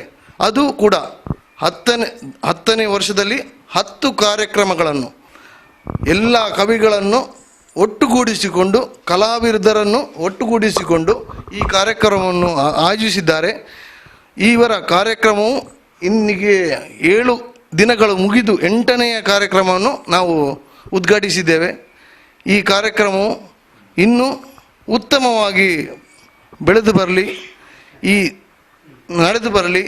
ಹಾಗೆಯೇ ಈ ಜ್ಞಾನಾಮೃತ ಮಂಗಳೂರು ಇವರು 10 ವರ್ಷ ಇನ್ನೂ ಉತ್ತುಂಗಕ್ಕೆ ಏರಲಿ ಎಂದು ಶುಭ ಆಶಯದೊಂದಿಗೆ ನಮ್ಮ ನಾರಾಯಣ ಗುರುಗಳು ಇವರಿಗೆ ಈ ಕಾರ್ಯಕ್ರಮಕ್ಕೆ ಸಂಪೂರ್ಣವಾಗಿ ಆಶೀರ್ವಾದವನ್ನು ನೀಡಲಿ ಎಂದು ಆಶಿಸುತ್ತಾ ನನಗೆ ಈ ಇಂದಿನ ಕಾರ್ಯಕ್ರಮಕ್ಕೆ ಅವಕಾಶ ಕೊಟ್ಟದ್ದಕ್ಕಾಗಿ ಎಲ್ಲರಿಗೂ ಧನ್ಯವಾದಗಳನ್ನು ಅರ್ಪಿಸುತ್ತಾ ಈ ನನ್ನ ಮಾತುಗಳಿಗೆ ಮುಗಿಸುತ್ತಿದ್ದೇನೆ. ಕಾವ್ಯ ಕಲರವದ 8ನೇ ದಿನದ ಅತಿಥಿ ಶ್ರೀ ರಂಜಿತ್ ಕುಳಾಯ್ ಅವರು ದೀಪ ಪ್ರಜ್ವಲಿಸಿ 2 ಹಿತನುಡಿಗಳನ್ನು ಆಡಿದ್ದಾರೆ. ಅವರಿಗೆ ಅಭಿನಂದನೆಗಳು. ಇದೀಗ ನಮ್ಮೊಂದಿಗೆ ಇನ್ನೋರ್ವ ಅತಿಥಿ ಇದ್ದಾರೆ, ಶ್ರೀ ಹರೀಶ್ ಹೆಬ್ಬಾರ್. ಇವರು ಕೂಡ ನಮ್ಮನ್ನು ಉದ್ದೇಶಿಸಿ 2 ಮಾತಾಡಬೇಕಾಗಿ ಕೇಳಿಕೊಳ್ತಾ ಇದ್ದೇನೆ. ಜ್ಞಾನಾಮೃತ ಮಂಗಳೂರು ಇದರ ದಶಮಾನ ಕಾರ್ಯಕ್ರಮದಲ್ಲಿ ಇಂದಿನ ದಿನದ ವೇದಿಕೆಯಲ್ಲಿ ಉಪಸ್ಥಿತಿರುವಂತಹ ಎಲ್ಲ ನನ್ನ ಹಿರಿಯರಿಗೆ, ನನ್ನ ಗುರುಗಳಿಗೆ ಎಲ್ಲರಿಗೂ ನಮಿಸುತ್ತಾ, ಇಂದಿನ ದಿನ ಜ್ಞಾನಾಮೃತ ಮಂಗಳೂರು ಇದರ ದಶಮಾನ ಕಾರ್ಯಕ್ರಮದ ಸರಣಿ ಕಾರ್ಯಕ್ರಮ ಕಾವ್ಯ ಕಲರವ. ಈ ಕಾರ್ಯಕ್ರಮಕ್ಕೆ ಉತ್ತಮವಾದಂತಹ ಈ ಕಾರ್ಯಕ್ರಮ ಶ್ರೋತೃಗಳಂತಹ ನೀವೆಲ್ಲ ಈ ಕಾರ್ಯಕ್ರಮವನ್ನು ನೋಡಿ ಇಂತಹ ಕಾರ್ಯಕ್ರಮ ಇನ್ನು ಮುಂದೆಯೂ ನಮ್ಮ ಜ್ಞಾನಾಮೃತ ಮಂಗಳೂರು ಇದರ ನಿರ್ದೇಶಕರಾದಂತಹ ನನ್ನ ಯಕ್ಷಗಾನ ಗುರುಗಳಾದಂತಹ ಡಾಕ್ಟರ್ ದಿನಕರ ಎಸ್ ಪಚ್ಚನಾಡಿ ಅವರಿಂದ ಮುಂದೆಯೂ ಈ ರೀತಿಯಂತಹ ಒಳ್ಳೆಯ ಕಾರ್ಯಕ್ರಮಗಳು ಬರುತ್ತಾ ಇರಲಿ ಎಂದು ಆಶಿಸುತ್ತಾ ಶುಭಾಶಯನ್ನು ಈ ಮೂಲಕ ಕೋರುತ್ತಾ ಇದ್ದೇನೆ. ನಮ್ಮ ಹರೀಶ್ ಹೆಬ್ಬಾರ್ ಅವರು ಅವ್ರಿಗೆ ಮಾತು ಕಡಿಮೆ ಕೆಲಸ ಹೆಚ್ಚು ಅಂತೇಳಿ ಆಗಲೇ ಹೇಳಿದ್ದಾರೆ ನಮ್ಮ ಲಿಂಗಪ್ಪಣ್ಣ. ಹಾಗಾಗಿ ಎಷ್ಟು ಬೇಕಾದ್ರೂ ಕೆಲಸ ಮಾಡ್ತಾರೆ ಅಂತ ಆ ಥರದಲ್ಲಿ ಮಾತುಗಳನ್ನು ಕಡಿಮೆ ಆಡಿದ್ದಾರೆ. ತುಂಬ ಸಂತೋಷ. ಆದರೂ ಕೂಡ ಮಾರ್ಮಿಕವಾದ ಸಂದೇಶವನ್ನು ನೀಡಿದ್ದಾರೆ. ಯಾಕಂದರೆ ಇಂಥ ನಮ್ಮ ಹಳೆಯ ಪ್ರಸಿದ್ಧ ಕವಿಗಳ ಈ ಒಂದು ವಿಚಾರಗಳು ಮುಂದಿನ ಪೀಳಿಗೆಗೆ ಇದು ಅವಶ್ಯಕತೆ ಇರ್ತದೆ. ಅದರಲ್ಲಿ ಒಂದು ರೀತಿಯ ಅವರ ಜ್ಞಾನ ವೃದ್ಧಿಯಾಗಲಿಕ್ಕೆ ಸಾಧ್ಯ ಉಂಟು. ಹಾಗಾಗಿ ಸಂಘಟನೆ ಅರ್ಥಪೂರ್ಣವಾಗಿ ಈ ರೀತಿಯಲ್ಲಿ ಮುಂದುವರಿಯುವುದರಿಂದ ಇಂಥ ಕಾರ್ಯಕ್ರಮ ಮಾಡುವುದರಿಂದ ಅದು ಒಳ್ಳೆಯ ಪ್ರಯೋಜನ ಬೀಳ್ಬೋದು. ಹಾಗಾಗಿ ಇದನ್ನು ವೀಕ್ಷಕರು ನೋಡಿ ಲೈಕ್ ಕೊಡಿ ಮತ್ತು ಶೇರ್ ಮಾಡಿ ಅಂಥೇಳಿ ನಮ್ಮ ಹೆಬ್ಬಾರರ ಸಂದೇಶ ಅಲ್ವಾ. ಹಾಗೆ ಈ ಕಾರ್ಯಕ್ರಮಕ್ಕೆ ಬಂದು ಭಾಗವಹಿಸಿದ್ದಕ್ಕೆ ಅವರಿಗೂ ಕೂಡ ಅಭಿನಂದನೆಗಳನ್ನು ಸಲ್ಲಿಸ್ತಾ ಇದ್ದೇವೆ. ಇದೀಗ ಔಪಚಾರಿಕವಾಗಿ ಕೊನೆ ಹಂತಕ್ಕೆ ಬರ್ತಾ ಇದ್ದೇವೆ. ಧನ್ಯವಾದ ಸಮರ್ಪಣೆ ಡಾಕ್ಟರ್ ದಿನಕರ ಪಚ್ಚನಾಡಿ. 8ನೆಯ ದಿನದ ಕಾವ್ಯ ಕಲರವ ಕಾರ್ಯಕ್ರಮದ ಪ್ರಸ್ತುತಿ ಆಗಲಿಕ್ಕಿದೆ. ಈ ಸಂದರ್ಭದಲ್ಲಿ ಕಾರ್ಯಕ್ರಮಕ್ಕೆ ಚಾಲನೆಯನ್ನು ನೀಡಿದವರು ಶ್ರೀ ರಂಜಿತ್ ಕುಳಾಯ್. ಇವರು ಬ್ರಹ್ಮಶ್ರೀ ನಾರಾಯಣಗುರು ಯಕ್ಷಗಾನ ಮಂಡಳಿ ಅಧ್ಯಕ್ಷರು, ಹಾಗೆಯೇ ಶ್ರೀ ವಿಷ್ಣುಮೂರ್ತಿ ಯಕ್ಷಗಾನ ಮಂಡಳಿ ಕುಳಾಯ್ ಇದರ ಕಲಾವಿದರು ಕೂಡ. ನಾವು ಕುಳಾಯ್ ಪರಿಸರದಲ್ಲಿ ಯಕ್ಷಗಾನ ತರಬೇತಿಯನ್ನು ನಡೆಸಿದಂಥ ಸಂದರ್ಭದಲ್ಲಿ ಸಾಧಾರಣವಾಗಿ 2003ರಿಂದ ನಮ್ಮ ನಂಟು ಇದೆ. 2002, 2003ರಿಂದ ಮಾತು ಕಡಿಮೆ ದುಡಿಮೆ ಜಾಸ್ತಿ ಇಬ್ಬರದು ಕೂಡ. ಹರೀಶ್ ಹೆಬ್ಬಾರ್ ಆಗಲಿ ರಂಜಿತ್ ಕುಳಾಯ್ ಆಗಲಿ ತುಂಬ ಕ್ರಿಯಾಶೀಲ ವ್ಯಕ್ತಿತ್ವದಿಂದ ಅವರು ಶ್ರಮಿಸುವವರು ಕಲೆಗಾಗಿ ಮತ್ತು ಸಾಮಾಜಿಕ ಸಕ್ರಿಯವಾದಂಥ ಸೇವೆಗಾಗಿ. ನಮ್ಮ ಜ್ಞಾನಾಮೃತ ಮಂಗಳೂರು ಸಂಸ್ಥೆಯ ಅಧ್ಯಕ್ಷರು ಲಿಂಗಪ್ಪ ಸಹಿತದೇವು, ನಿರ್ದೇಶಕನಾಗಿ ನಾನಿದ್ದೇನೆ. ಜೊತೆಗೆ ಕೋಶಾಧಿಕಾರಿಯಾಗಿ ಹರೀಶ್ ಹೆಬ್ಬಾರ್ ಇದ್ದರೆ, ಜೊತೆಗೆ ನಮ್ಮ ಸದಸ್ಯರಾಗಿ ಶ್ರೀ ರಂಜಿತ್ ಕುಳಾಯ್. 4 ಮಂದಿಗಳು ಒಂದು ಮನೆಯ 4 ಕಂಬಗಳಿದ್ದಾಗೆ ಜ್ಞಾನಾಮೃತ ಸಂಸ್ಥೆಯನ್ನು ಬೆಳೆಸುವುದಕ್ಕೆ ನಾವು ಸದಾ ಕ್ರಿಯಾಶೀಲರಾಗಿ ದುಡಿದಿದ್ದೇವೆ. ಹಾಗಾಗಿ ಇವರಿಬ್ಬರಲ್ಲಿ ಆತ್ಮೀಯತೆ ಹೆಚ್ಚು. ಇಂದಿನ ಕಾರ್ಯಕ್ರಮಕ್ಕೆ ಚಾಲನೆಯನ್ನು ನೀಡಿರುವಂಥ ಮಿತ್ರರಾಗಿರುವಂಥ ಶ್ರೀ ರಂಜಿತ್ ಕುಳಾಯ್ ಇವರಿಗೆ ಇಂದಿನ ಕಾರ್ಯಕ್ರಮದ ನಿಮಿತ್ತ ನಾನು ಧನ್ಯವಾದವನ್ನು ಅರ್ಪಿಸ್ತೇನೆ. ಹರೀಶ್ ಹೆಬ್ಬಾರ್ರಾಗೆ ಮಾತು ತುಣುಕು, ಆದರೆ ಒಂದು ಕಾರ್ಯಕ್ರಮವು ವ್ಯವಸ್ಥಿತವಾಗಿ ನಡೆಯಬೇಕಾದರೆ ಅದರ ನೇಪಥ್ಯ ನಿರ್ವಹಣೆಯನ್ನು ಅಷ್ಟೇ ಅಚ್ಚುಕಟ್ಟಾಗಿ ನಿರ್ವಹಿಸುವವರು ಜ್ಞಾನಾಮೃತದ ಕೋಶಾಧಿಕಾರಿಯಾಗಿಯೂ ಕೂಡ ಸೇವೆ ಸಲ್ಲಿಸ್ತಾ ಇದ್ದಾರೆ. ಮತ್ತು ಕುಳಾಯಿ ವಿಷ್ಣುಮೂರ್ತಿ ಯಕ್ಷಗಾನ ಮಂಡಳಿಯ ಕಾರ್ಯಕ್ರಮಗಳನ್ನು ನಡೆಸುವಲ್ಲೂ ಕೂಡ ಸಕ್ರಿಯರಾಗಿ ಸೇವೆ ಸಲ್ಲಿಸ್ತಾ ಇದ್ದಾರೆ. ಕಲಾ ಸೇವೆ ಅಂದರೆ ಯಾವತ್ತೂ ಮುಂದು, ಅದು ಹಗಲು ರಾತ್ರಿ ಎನ್ನದೇ ದುಡಿಯುವಂಥ ಸ್ವಭಾವ ಇವರದ್ದು. ಇಂದು ನಮ್ಮ ಕಾರ್ಯಕ್ರಮಕ್ಕೆ ಅಭ್ಯಾಗತರಾಗಿ ಆಗಮಿಸಿದ್ದಾರೆ, ಉಪಸ್ಥಿತರಾಗಿದ್ದಾರೆ. ಇವರಿಗೂ ಹೃತ್ಪೂರ್ವಕವಾದಂಥ ಧನ್ಯವಾದವನ್ನು ಅರ್ಪಿಸ್ತೇನೆ. ಹಾಗೆ ಅಧ್ಯಕ್ಷರಾಗಿರುವಂಥ ಶ್ರೀ ಲಿಂಗಪ್ಪ ಸೀತಾದೇವ್ ಅವರು ಕೂಡ ಕಾರ್ಯಕ್ರಮದಲ್ಲಿದ್ದಾರೆ. ಕಾರ್ಯಕ್ರಮವು 10 ದಿನಗಳಲ್ಲಿ ವ್ಯವಸ್ಥಿತವಾಗಿ ನಡೆಯಬೇಕಿದ್ರೆ ಆ ಓಡಾಟ ಮತ್ತು ಆ ಕಾರ್ಯಗಳು ಅವುಗಳನ್ನೆಲ್ಲ ನಿರ್ವಹಿಸುವಲ್ಲಿ ಸದಾ ಸಹಾಯವನ್ನು ನೀಡಿರುವಂಥ ಶ್ರೀ ಲಿಂಗಪ್ಪ ಸೀತಾದೇವ್ ಅಧ್ಯಕ್ಷರು ಜ್ಞಾನಾಮೃತ ಮಂಗಳೂರು, ಇವರಿಗೂ ಕೂಡ ಹೃತ್ಪೂರ್ವಕವಾದಂಥ ಧನ್ಯವಾದವನ್ನು ಅರ್ಪಿಸ್ತೇನೆ. ಹಾಗೆ ಹಿರಿಯರಾಗಿರುವಂಥ ಶ್ರೀ ತೋನ್ಸೆ ಪುಷ್ಕಳ್ ಕುಮಾರ್ ಮೊನ್ನೆಯಿಂದ ಕಾರ್ಯಕ್ರಮದಲ್ಲಿ ನಿರೂಪಣೆಯಾಗಲಿ ಅಥವಾ ಕಾರ್ಯಕ್ರಮದ ಗಾಯನವಾಗಲಿ ಹೀಗೆ ಪ್ರತಿಯೊಂದು ಅಂಶಗಳಲ್ಲೂ ಅಚ್ಚುಕಟ್ಟಾದಂಥ ಒಂದು ಸ್ಪಂದನದ ಜೊತೆಗೆ ಉತ್ತಮವಾಗಿ ಆಕರ್ಷಣೀಯವಾಗಿ ಸೇವೆಯನ್ನು ಸಲ್ಲಿಸ್ತಾ ಬಂದಿದ್ದಾರೆ. ಇವತ್ತು ಕೂಡ ಸಭೆಯಲ್ಲಿ ಉಪಸ್ಥಿತರಾಗಿದ್ದಾರೆ. ಇವರಿಗೂ ಕೂಡ ಹೃತ್ಪೂರ್ವಕವಾದಂಥ ಧನ್ಯವಾದವನ್ನು ಅರ್ಪಿಸ್ತೇನೆ. ಹಾಗೆಯೇ ಇಂದಿನ ಕಾರ್ಯಕ್ರಮದಲ್ಲಿ ಕಲಾವಿದರಾಗಿರುವಂಥ ಶಿವಪ್ರಸಾದ್ ಎಡಪದವು, ವಿದ್ಯಾಧರ್ ಶೆಟ್ಟಿ ಪಸಕುರಲ್, ಹಾಗೆಯೇ ಸುನಿಲ್ ಪಲ್ಲಮಂಜಲು ಮತ್ತು ತಾಂತ್ರಿಕ ಸಿಬ್ಬಂದಿಯವರಿಗೆ ಮತ್ತು ವೀಕ್ಷಿಸ್ತಿರುವಂಥ ನಿಮಗೆಲ್ಲರಿಗೂ ಈ ಸಂದರ್ಭದಲ್ಲಿ ಸಭಾ ಕಲಾಪದ ನಿಮಿತ್ತ ಧನ್ಯವಾದವನ್ನು ಅರ್ಪಿಸ್ತೇನೆ. ಇಂದು ಪ್ರಸ್ತುತಗೊಳ್ಳಲಿರುವಂಥ ಕಾವ್ಯ ಕಲರವದ ಸನ್ನಿವೇಶ ಪಿತೃವಾಕ್ಯ. ಶ್ರೀರಾಮ ಪಟ್ಟಾಭಿಷೇಕಂ, ನಂದಳಿಕೆಯ ಮುದ್ದಣ್ಣ ಕವಿಯ ಮಹಾಕಾವ್ಯ. ಈ ಕಾವ್ಯ ಭಾಗದಿಂದ ಆಯ್ದುಕೊಂಡಂಥ 2 ಪಾತ್ರಗಳು ಭರತ ಮತ್ತು ರಾಮ. ಮತ್ತು ಗಾಯನದಲ್ಲಿ ತೋನ್ಸೆ ಪುಷ್ಕಳ್ ಕುಮಾರ್ ಹಾಗೆಯೇ ಶಿವಪ್ರಸಾದ್ ಎಡಪದವು ಇವರು ಸಹಸ್ಪಂದನ ನೀಡುತ್ತಾರೆ. ಹಾಗೆಯೇ ಕವಿ ಸಮನ್ವಯ ನುಡಿಯಲ್ಲಿ ಪೊಸಕುರಾಲ್ ಶ್ರೀ ವಿದ್ಯಾಧರ್ ಶೆಟ್ಟಿ ಇವರು ನಿರ್ವಚನ ಮಾಡಲಿದ್ದಾರೆ. ಮತ್ತು ಪಾತ್ರವರ್ಗದಲ್ಲಿ ಭರತನಾಗಿ ನಾನು ಡಾಕ್ಟರ್ ದಿನಕರ ಎಸ್ ಪಚ್ಚನಾಡಿ, ಹಾಗೆಯೇ ಶ್ರೀರಾಮನಾಗಿ ಸುನಿಲ್ ಕುಮಾರ್ ಪಲ್ಲಮಜಲು ನಿರ್ವಹಿಸಲಿಕ್ಕೆ ಇದ್ದಾರೆ. ವಂದನೆಗಳು. ಇಲ್ಲಿಗೆ 8ನೇ ದಿನದ ಕಾವ್ಯ ಕಲರವದ ಸಭಾ ಕಲಾಪ ಚಿಕ್ಕ ಚೊಕ್ಕದಾಗಿ ಮುಕ್ತಾಯಗೊಳಿಸ್ತಾ ಇದ್ದೇವೆ. ಮುಂದಿನ ಈ ಕಾರ್ಯಕ್ರಮಕ್ಕೆ ಸ್ವಾಗತ.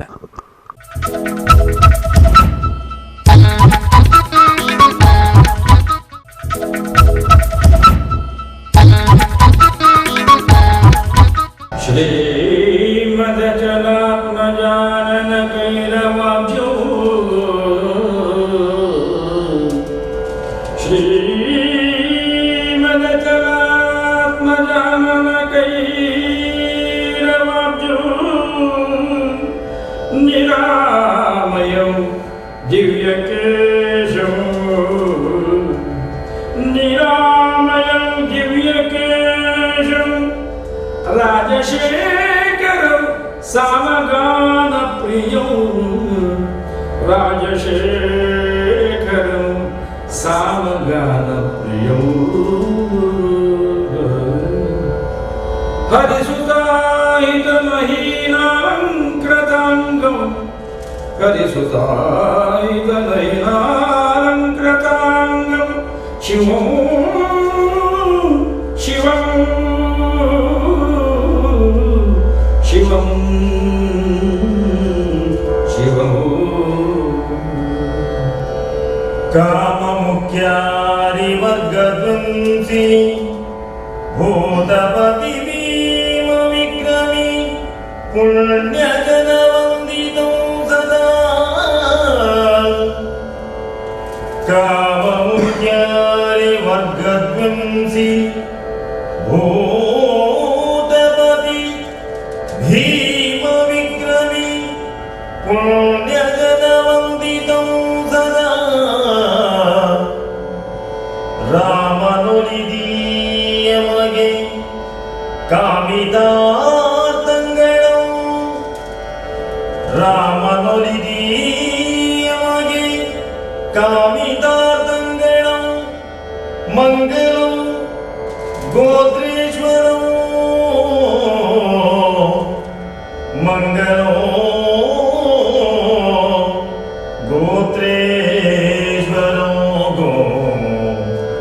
ಗೋತ್ರೇಶ್ವರವು ಪ್ರಭು ಶ್ರೀರಾಮಚಂದ್ರಮನ ಪತ್ನಿಯಾದಂತಹ ಸೀತೆಯ ಅರ್ಥಾತ್ ಭೂಜಾತೆಯ ಕಾಂತಿಯುಕ್ತವಾದಂತಹ ಕೆನ್ನೈದಿಲೆಗೆ ಮುಖ ಕಮಲಕ್ಕೆ ಚಂದ್ರನಂತಿರುವವನು, ಯಾವ ಅಹಿತಗಳು ತಗಲದವನು, ಭವ್ಯವಾದಂತಹ ಕೇಶ ರಾಶಿಯುಳ್ಳವನು, ಕಾಮ ಕ್ರೋಧಾದಿ ಹರಿಷಡ್ವೈರಿಗಳನ್ನು ಗೆದ್ದವನು, ಸಾಮಗಾನವನ್ನು ಆಲಿಸುವವನು, ರಾಜಶೇಖರ ಅರ್ಥಾತ್ ರಾಜಾದಿ ರಾಜರುಗಳಿಗೆ ಶೇಖರನಂತಿರುವವನು, ರಾಜರುಗಳಿಗೆಲ್ಲ ಉತ್ತಮನು ಆದಂತಹ ದಿವ್ಯವಾದಂತಹ ದೇಹವನ್ನು ಹೊಂದಿದವನು, ಅದಕ್ಕೆ ತಕ್ಕುದಾದಂತಹ ಅಲಂಕಾರಗಳೆಲ್ಲವನ್ನು ಮಾಡಿಕೊಂಡವನು, ಸಕಲ ಪ್ರಜಾ ಜನರಿಗೆ ಪಾಲಿಸುವವನು, ಸನ್ಮಂಗಲವನ್ನು ಉಂಟು ಮಾಡುವವನು ಪ್ರಭು ಶ್ರೀರಾಮಚಂದ್ರಮ. ಎಲ್ಲರಿಗೂ ಸನ್ಮಂಗಲವನ್ನು ಉಂಟು ಮಾಡಲಿ, ಎಲ್ಲರ ಇಷ್ಟಾರ್ಥವನ್ನು ಕರುಣಿಸಲಿ ಎನ್ನುವ ಪ್ರಾರ್ಥನೆಯೊಂದಿಗೆ ಮುದ್ದಣನ ಶ್ರೀರಾಮ ಪಟ್ಟಾಭಿಷೇಕ ಕಾವ್ಯ ಆರಂಭವಾಗುತ್ತದೆ. ಈ ಕಾವ್ಯದ ಕೊನೆಯ ಭಾಗ ಪಿತೃವಾಕ್ಯ ಇಂದಿನ ನಮ್ಮ ಕಾವ್ಯ ಕಲರವದ ಆಖ್ಯಾನವಾಗಿದೆ. ಕವಿ ಮುದ್ದಣ ನಂದಳಿಕೆಯವನು. ಉಡುಪಿ ಸಮೀಪದ ನಂದಳಿಕೆ ಲಕ್ಷ್ಮೀನಾರಾಯಣಪ್ಪ ಎನ್ನುವಂತಹ ಹೆಸರಿನಲ್ಲಿ ಮುದ್ದಣ ಜನಿಸುತ್ತಾರೆ. 1869ರಲ್ಲಿ ಜನಿಸಿದಂತಹ ಲಕ್ಷ್ಮೀನಾರಾಯಣಪ್ಪ ತಂದೆ ತಿಮ್ಮಪ್ಪಯ್ಯ ಪಾಟಾಳಿ, ತಾಯಿ ಮಹಾಲಕ್ಷ್ಮಮ್ಮ. ಇವರು ಪ್ರೀತಿಯಿಂದ ತಮ್ಮ ಮಗ ಲಕ್ಷ್ಮೀನಾರಾಯಣಪ್ಪನನ್ನು ಮುದ್ದಣ ಎಂದು ಸಂಬೋಧಿಸುತ್ತಾರೆ. ಇದುವೇ ಮುಂದಕ್ಕೆ ಲಕ್ಷ್ಮೀನಾರಾಯಣಪ್ಪನ ಕಾವ್ಯನಾಮವಾಗಿ ಬಹಳ ಪ್ರಸಿದ್ಧವಾಗುತ್ತದೆ. ಮುದ್ದಣನ ಕೃತಿಗಳು ಹಲವಾರು. ಅದ್ಭುತ ರಾಮಾಯಣ, ರಾಮಾಶ್ವಮೇಧ, ರತ್ನಾವಳಿ ಕಲ್ಯಾಣ, ಕುಮಾರ ವಿಜಯ ಇಂತಹ ಅನೇಕ ಕೃತಿಗಳನ್ನು ರಚಿಸಿದ್ದಾನೆ. ಯಕ್ಷಗಾನ ಪ್ರಸಂಗವನ್ನು ರಚಿಸಿದ್ದಾನೆ. ಮೂಲತಃ ವೃತ್ತಿಯಲ್ಲಿ ಶಿಕ್ಷಕರಾಗಿ, ದೈಹಿಕ ಶಿಕ್ಷಕರಾಗಿ ಉಡುಪಿಯಲ್ಲೇ ಸೇವೆ ಸಲ್ಲಿಸಿದಂತಹ ಲಕ್ಷ್ಮೀನಾರಾಯಣಪ್ಪ ತನ್ನ ಕಾಲಘಟ್ಟದಲ್ಲಿ ಅದ್ಭುತವಾದಂತಹ ಶ್ರೀರಾಮ ಪಟ್ಟಾಭಿಷೇಕ ಮುಂತಾದ ಕಾವ್ಯಗಳನ್ನು ರಚಿಸಿದ್ದಾರೆ. ಇಂತಹ ಮುದ್ದಣನ ಶ್ರೀರಾಮ ಪಟ್ಟಾಭಿಷೇಕದ ಕಾವ್ಯ ಭಾಗ ನಮ್ಮ ಇಂದಿನ ಆಖ್ಯಾನ. ಕವಿ ಮುದ್ದಣ 37ನೇ ಎಳವೆ ಪ್ರಾಯದಲ್ಲಿ ತೀರಿಕೊಂಡದ್ದು ಎಲ್ಲರ ಪಾಲಿಗೂ ಬಹಳ ದೊಡ್ಡ ದುರಂತವಾಗುತ್ತದೆ. ಇಂತಹ ಮುದ್ದಣನ ಶ್ರೀರಾಮ ಪಟ್ಟಾಭಿಷೇಕದ ಪಿತೃವಾಕ್ಯದ ಆ ಒಂದು ಆಖ್ಯಾನ ಇಂದಿನ ನಮ್ಮ ಕಾವ್ಯ ಭಾಗ. ಇದೀಗ ಕಥೆಯನ್ನು ಮುಂದುವರಿಸೋಣ. ಕೇಳ್ದಣಿಯ ಮುನಿಪ ಬಳಿಕ ಸುರಾರಿ ತನ್ನವರಿ ನೆನೆದು ಪುಷ್ಪದಿಂದಮನ್ ಅವನಿಗವತರಿಸಿವರೆ ಬಾಂಧಟಂ ಸೈವರಿದು ಎಂಬುದಾಗಲ್ ಜನರ ಜಯ ಜಯ ರವಂ ಪುಣ್ಯ ಸೂಳ್ದಿರುಗು ತಡಿವೇರ ನೇರ್ದು ಕಾಲ್ಗವಳಿನೊಳ್ ತೂಲಟ್ಟೆ ಕೊಂಬಿಂಗಡದ್ದು ನಗೆ ಮಗದ ಪಣ್ಣಿನೊಳಿಟ್ಟಿಗೊಂಡುದು ಭರತನ ಕಣ್ಬುರುಳಿ ಬಳಿಕ ರಾಮ ಸಹಕಾರದಿ ಭರತನ ಕಣ್ಬುರುಳಿ ಬಳಿಕ ರಾಮ ಸಹಕಾರದಿ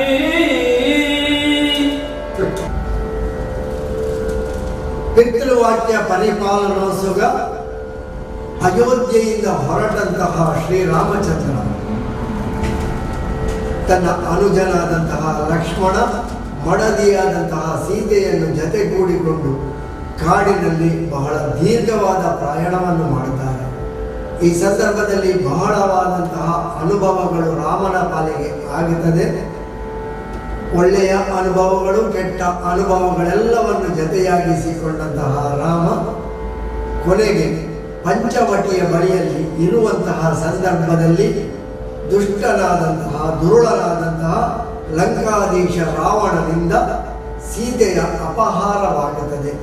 ಸೀತೆಯ ಅಪಹಾರದ ಸಂದರ್ಭದಲ್ಲಿ ರಾಮ ಮಮ್ಮಲ ಮರುಗುತ್ತಾನೆ. ಸಾಮಾನ್ಯ ಮಾನವರಂತೆ ಮರುಗುವಂತಹ ಚಿತ್ರಣವೂ ಇದೆ. ಆ ನಂತರ ಸುಗ್ರೀವನ ಸಖ್ಯವಾಗುತ್ತದೆ, ಆಂಜನೇಯನ ಸ್ನೇಹವಾಗುತ್ತದೆ, ಕೊನೆಗೆ ವಾಲಿಯ ವಧೆಯಾಗುತ್ತದೆ. ಅಲ್ಲಿಂದ ಕಪಿವೀರರ ಜತೆ ಸೇರಿಕೊಂಡು ಲಂಕೆಯ 100 ಯೋಜನ ವಿಸ್ತಾರವಾದಂತಹ ಶರದಿಗೆ ಸೇತುವೆಯನ್ನು ಬಲಿಯುವ ಮೂಲಕವಾಗಿ ಲಂಕೆಗೆ ದಾಳಿಯಿಟ್ಟು ರಾವಣಾದಿ ದುಷ್ಟ ರಕ್ಕಸರನ್ನು ಮರ್ದಿಸಿ ಸೀತೆಯನ್ನು ಮರಳಿ ಕರೆತಂದು ಮತ್ತೆ ಪುರವನ್ನು ಬರುವಂತಹ ಸಂದರ್ಭ. ಅಯೋಧ್ಯೆಗೆ ಮತ್ತೆ ಮರಳುತ್ತಾನೆ ರಾಮ. ತಮ್ಮನಾದಂತಹ ಭರತನಿಗೆ ಮಾತನ್ನು ಕೊಟ್ಟಿದ್ದಾನೆ. 14 ವರ್ಷಗಳು ಕಳೆಯುವಷ್ಟರಲ್ಲಿ ಸರಿಯಾಗಿ ಆ ದಿನಕ್ಕೆ ನಾನು ಬಂದು ಮುಟ್ಟುತ್ತೇನೆ. ಒಂದೊಮ್ಮೆಗೆ ಬಾರದಿದ್ದರೆ ಆಗ ಭರತ ಒಂದು ಮಾತು ಹೇಳ್ತಾನೆ, 14 ವರ್ಷಗಳು ಸರಿಯಾಗಿ ಕಾಯುತ್ತೇನೆ, ಆ ಸಮಯಕ್ಕೆ ನೀನು ಬಾರದೆ ಹೋದರೆ ನನ್ನ ದೇಹತ್ಯಾಗ ಮಾಡುತ್ತೇನೆ ಎಂದು ರಾಮನಿಗೆ ಭರತ ತನ್ನದಾದಂತಹ ಎಚ್ಚರಿಕೆಯನ್ನು ಕೊಡುತ್ತಾನೆ. ಯಾಕೆ ಅಂದರೆ ರಾಮ ಒಂದು ವೇಳೆ ಬಾರದೆ ಹೋದರೆ ಎನ್ನುವ ಆತಂಕ ಭರತನಿಗೂ ಕಾಡುತ್ತದೆ. ರಾಜ್ಯವನ್ನು ತ್ಯಜಿಸಿ ಹೋದಂತಹ ರಾಮ ಮತ್ತೆ ಮರಳಿ ಅಯೋಧ್ಯೆಗೆ ಬರಲೇಬೇಕು. ಇದು ಭರತನು ಮತ್ತು ಎಲ್ಲರ ಅಪೇಕ್ಷೆಯೂ ಆಗಿತ್ತು. ಈ ರೀತಿಯಾಗಿ ಎಲ್ಲರ ಅಪೇಕ್ಷೆಯನ್ನು ಈಡೇರಿಸುವ ಪ್ರಭು ಶ್ರೀರಾಮಚಂದ್ರನು ತಮ್ಮ ಲಕ್ಷ್ಮಣ ಹಾಗೂ ಮಡದಿ ಸೀತೆಯ ಜತೆಗೂಡಿಕೊಂಡು ಪುಷ್ಪಕ ವಿಮಾನದಲ್ಲಿ ಬಂದು ಅಯೋಧ್ಯೆಯ ಸರಹದ್ದಿಗೆ ಬಂದು ಭೂಮಿಯನ್ನು ತಲುಪುತ್ತಾರೆ. ಆ ಹೊತ್ತಿಗೆ ರಾಮ ಬರುತ್ತಾನೆ ಎನ್ನುವಂತಹ ವಾರ್ತೆ ಭರತನ ಮೂಲಕವಾಗಿ ಇಡೀ ಅಯೋಧ್ಯೆಯ ಪುರ ಜನರಿಗೆ ತಲುಪಿರುತ್ತದೆ. ಎಲ್ಲರೂ ಬರುವಂತಹ ರಾಮನನ್ನು ಸಂಭ್ರಮದಿಂದ ಎದುರುಗೊಳ್ಳಲು ಅಯೋಧ್ಯೆಯ ಪುರದ ಸನಿಹಕ್ಕೆ ಬರುತ್ತಾರೆ. ಅಲ್ಲಿ ರಾಮನ ಮತ್ತು ಭರತನ ಮತ್ತು ಪ್ರಜಾಜನರ ಎಲ್ಲರ ಭೇಟಿಯಾಗುತ್ತದೆ. ರಾಮನನ್ನು ಕಂಡಾಗ ಎಲ್ಲರಿಗೂ ಸಂತೋಷವಾಗುತ್ತದೆ. ರಾಮನನ್ನು ಕಾಣುವುದೇ ಎಲ್ಲರ ಒಂದು ಧ್ಯೇಯವಾಗಿತ್ತು. ರಾಮನ ಕಟಾಕ್ಷವನ್ನು ಅಪೇಕ್ಷಿಸುವುದೇ ಎಲ್ಲರ ಮನದ ಹೆಜ್ಜೆಯಾಗಿತ್ತು. ಅದರಲ್ಲೂ ಕೂಡ ಭರತ ತನ್ನ ರಾಮನನ್ನು ಕಾಣುವಾಗ ಮಾವಿನ ಮರವನ್ನು ಕಂಡಂತೆ ಭರತನ ಕಣ್ಣುಗಳೆಂಬ ಗಿಣಿಗಳು ಚಂಗನೆ ನೆಗೆದು ರಾಮನ ಆ ಬೇರುಗಳೆಂಬ ಪಾದವನ್ನು ನಮಸ್ಕರಿಸಿ ಅವನ ಭುಜಕ್ಕೆ ನೆಗೆಯಿದಂತೆ ಈ ರೀತಿಯಾಗಿ ರಾಮನನ್ನು ಕಂಡಾಗ ಭರತನ ಆ ಒಂದು ಸಂತೋಷವನ್ನು ಕವಿ ಮುದ್ದಣ ಬಹಳ ಸೊಗಸಾಗಿ ವರ್ಣಿಸಿದ್ದಾನೆ. ಈ ರೀತಿಯಾಗಿ ಪ್ರಜಾಜನರೆಲ್ಲರನ್ನು ಕಂಡು ಎಲ್ಲರ ಕುಶಲವನ್ನು ಉಪಚರಿಸಿದಂತಹ ರಾಮ ಮತ್ತೆ ಅಲ್ಲಿಂದ ಮುಂದಕ್ಕೆ ತೆರಳುವಂತಹ ಸಂದರ್ಭದಲ್ಲಿ ಕತೆ ಮುಂದುವರಿಯುತ್ತದೆ. ತುಂಬಿ ಕೀಳ್ದಿರಿವ ಕಣ್ಣೀರೊಳ್ ಮುಳುಂಗಿ ತುಂಬಿ ಕೀಳ್ದಿರಿವ ಕಣ್ಣೀರೊಳು ಮುಳುಂಗಿ ಮೈಯಿಂದ ಬಸಿವ ಕಿರು ಬೆಮರ್ನ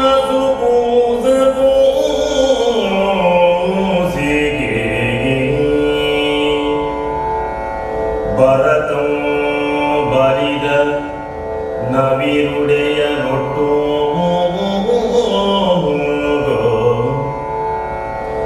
ಭರತಂ ಬರಿದ ನವಿರುಡೆಯ ನೊಟ್ಟುಗೋ ರಘುರಾಮನ ಮವನಿಟ್ಟು ಮನದಿ ದಿಡದಿ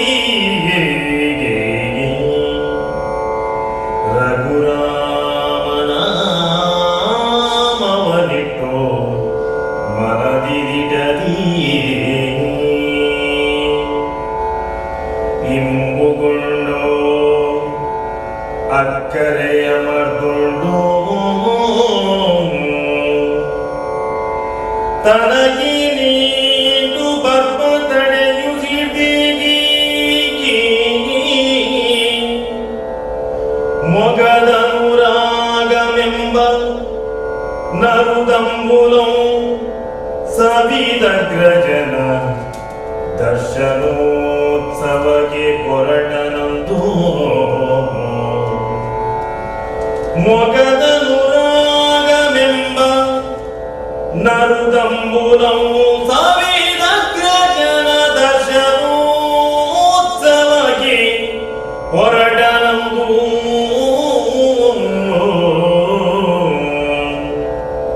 ತುಂಬಿ ಕೀಳ್ಬಿರಿವ ಕಣ್ಣೀರೊಳ್ ಮುಳುಂಗಿಯೇ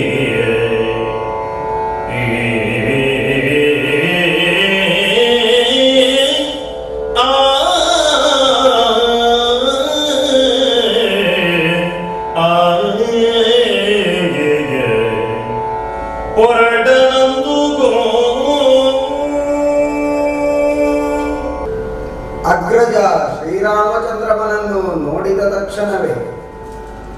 ಸಂತೋಷದಿಂದ ಆನಂದ ಬಾಷ್ಪವೇ ಹೆಚ್ಚಿತಲ್ಲ.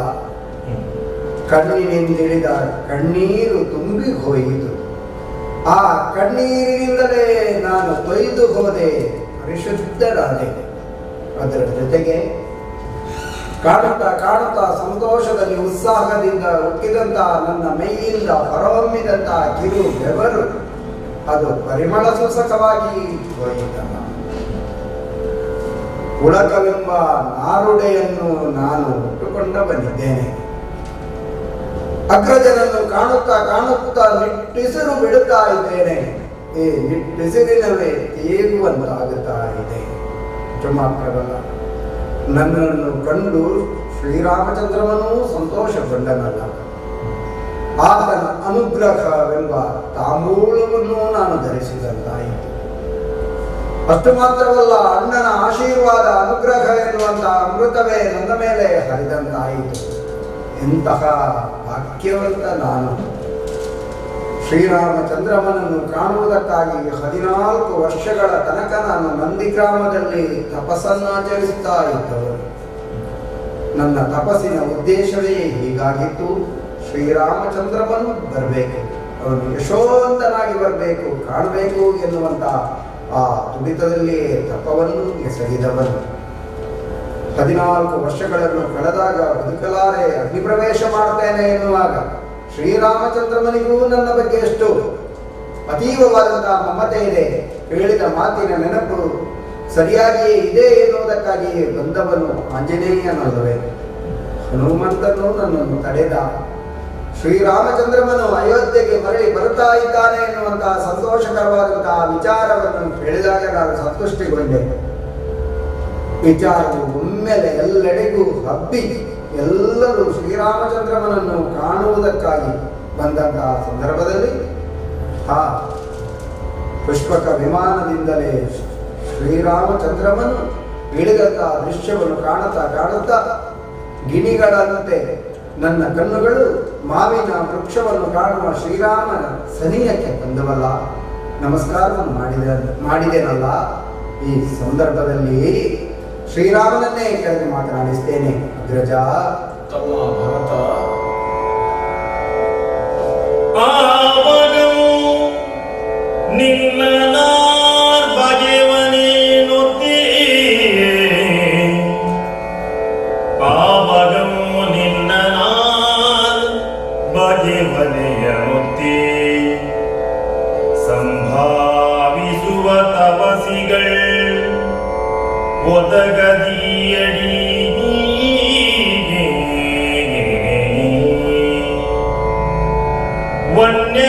ವನ್ಯಜೀವಿಗಳಿಗೆಂದು ಆಸರೆಯಾದುದೇ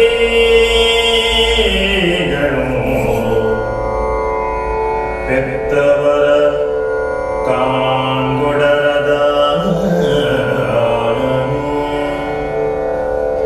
ದೇವ ನಿನ್ನಾಟಮೌ ಆಸುರಗೆ ತೋರ್ದುದು, ದೇವ ನಿನ್ನಾಟಮೌ ಆಸುರಗೆ ತೋರ್ದುದು, ನಿಜ ಆ ವೇದ ವಚನಕ್ಕೆಂದು ಸಿಲ್ಕರಣ ನೀನೇ ವಿಚಿತ್ರಮಿದೌತೆ ತೊಡರಿ ಬಿಡ್ದೆ, ನೀನೇ ವಿಚಿತ್ರಮಿದೌತೆ ತೊಡರಿ ಬಿಡ್ದೆ, ಕೈಗೆಯೊರೆದ ಬಿರುನುಡಿಯೊಂದಗೆ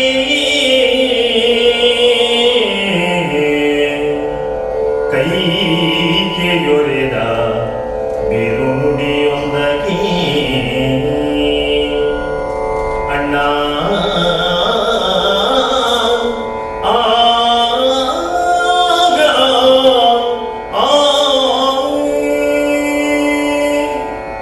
ಅಣ್ಣ, ಭರತ, ವೇದ ವಚನಕ್ಕೆ ಸಿಲುಕದಂತಿರುವ ರೀತಿ ನೀತಿಗಳನ್ನು ಆಂತವನ್ನು ನೀನು.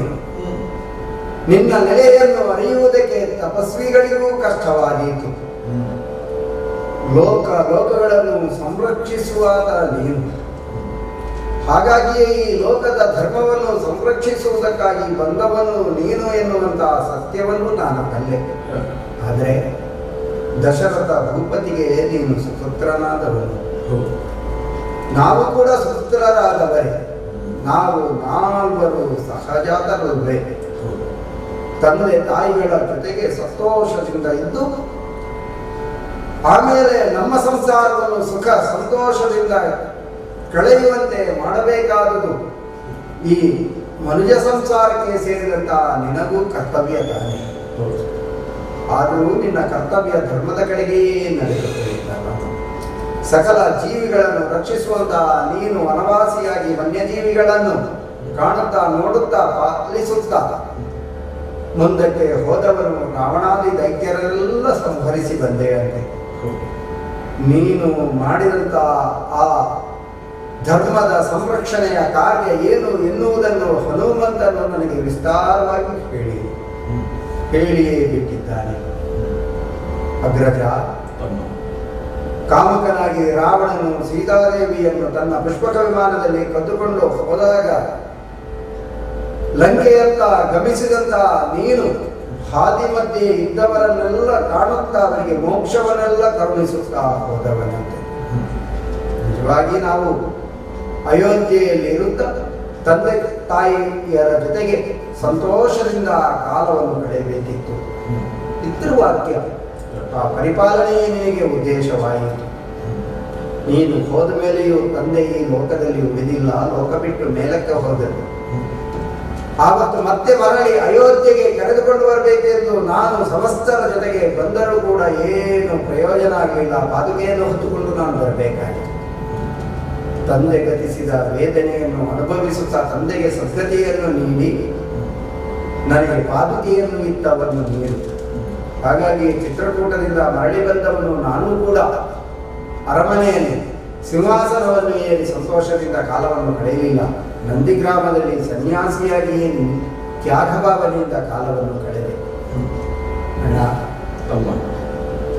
ಏನಾದರೂ ನಮ್ಮ ಜೀವನ ಹೀಗೆ ತ್ಯಾಗಮಯವಾದಂತಹ ಜೀವನವೇ ಆಗಿ ಹೋಯಿತು. ಆದರೆ ನನಗೆ ಈ ಸಂದರ್ಭದಲ್ಲಿ ಅನಿಸುವುದು, ಕೈಕೆಯ ಮಾತಿಗೋಸ್ಕರ ಕಟ್ಟಿಬಿದ್ದು ನನ್ನಮ್ಮ ಹೇಳಿದ ಆ 2 ವರಗಳನ್ನು ಈಡೇರಿಸಬೇಕೆನ್ನುವಂತಹ ಉದ್ದೇಶದಿಂದಲೇ ಅರಣ್ಯಕ್ಕೆ ಹೋಗಿ ಅಸುರರನ್ನು ವಧಿಸಿದಂತಹ ನೀನು, ನಿನ್ನ ಆಟ, ನಿನ್ನ ಆ ಲೀಲೆ ಅಸುರರಿಗಾಯಿತೆ ಹೊರತು ಅಯೋಧ್ಯೆಯಲ್ಲಿರುವಂತಹ ನಮಗೆ ಸಿಗದೇ ಹೋಯಿತು. ತಂದೆಯಂತೂ ನೋಡುವುದಕ್ಕೆ ಮೊದಲೇ ಗತಿಸಿದ್ರು. ಆದರೆ ಅಮ್ಮಂದಿರು ಮೂವರಿದ್ದರು, ಮಂತ್ರಿ ಪ್ರಮುಖರಿದ್ದರು, ವಸಿಷ್ಠರ ಗುರುಗಳೆಲ್ಲ ಇದ್ದರು. ನಮಗೆಲ್ಲ 14 ವರ್ಷಗಳಲ್ಲಿ ನಿನ್ನನ್ನು ನೋಡುವಂತಹ ಯೋಗ ಇಲ್ಲದಾಯಿತಲ್ಲ. ಇದಕ್ಕೆಲ್ಲ ಕಾರಣ ನಾನಾದೇನಲ್ಲ. ತಮ್ಮ ಭರತ, ಅಣ್ಣ, ನನ್ನ 14 ವರ್ಷಗಳ ವನವಾಸಕ್ಕೆ ನೀನು ಕಾರಣ ಎಂದು ಆರೋಪವನ್ನು ಹೊರಿಸುತ್ತಾ ಇದ್ದೀಯಲ್ಲ. ಇಲ್ಲವಲ್ಲ, ಇದಕ್ಕಾಗಿ ನಿನ್ನ ಬಗ್ಗೆ ನಾನು ಬೇಸರಿಸಿಕೊಂಡವನೇ ಅಲ್ಲ. ಬದುಕಿನಲ್ಲಿ ಇದು ಸಹಜ ಅಂತ ಭಾವಿಸಿದನು. ಸಹಜ ಕಂಡಿಲ್ಲ ನೀರೇಗಾಲವನದೇಕೆ,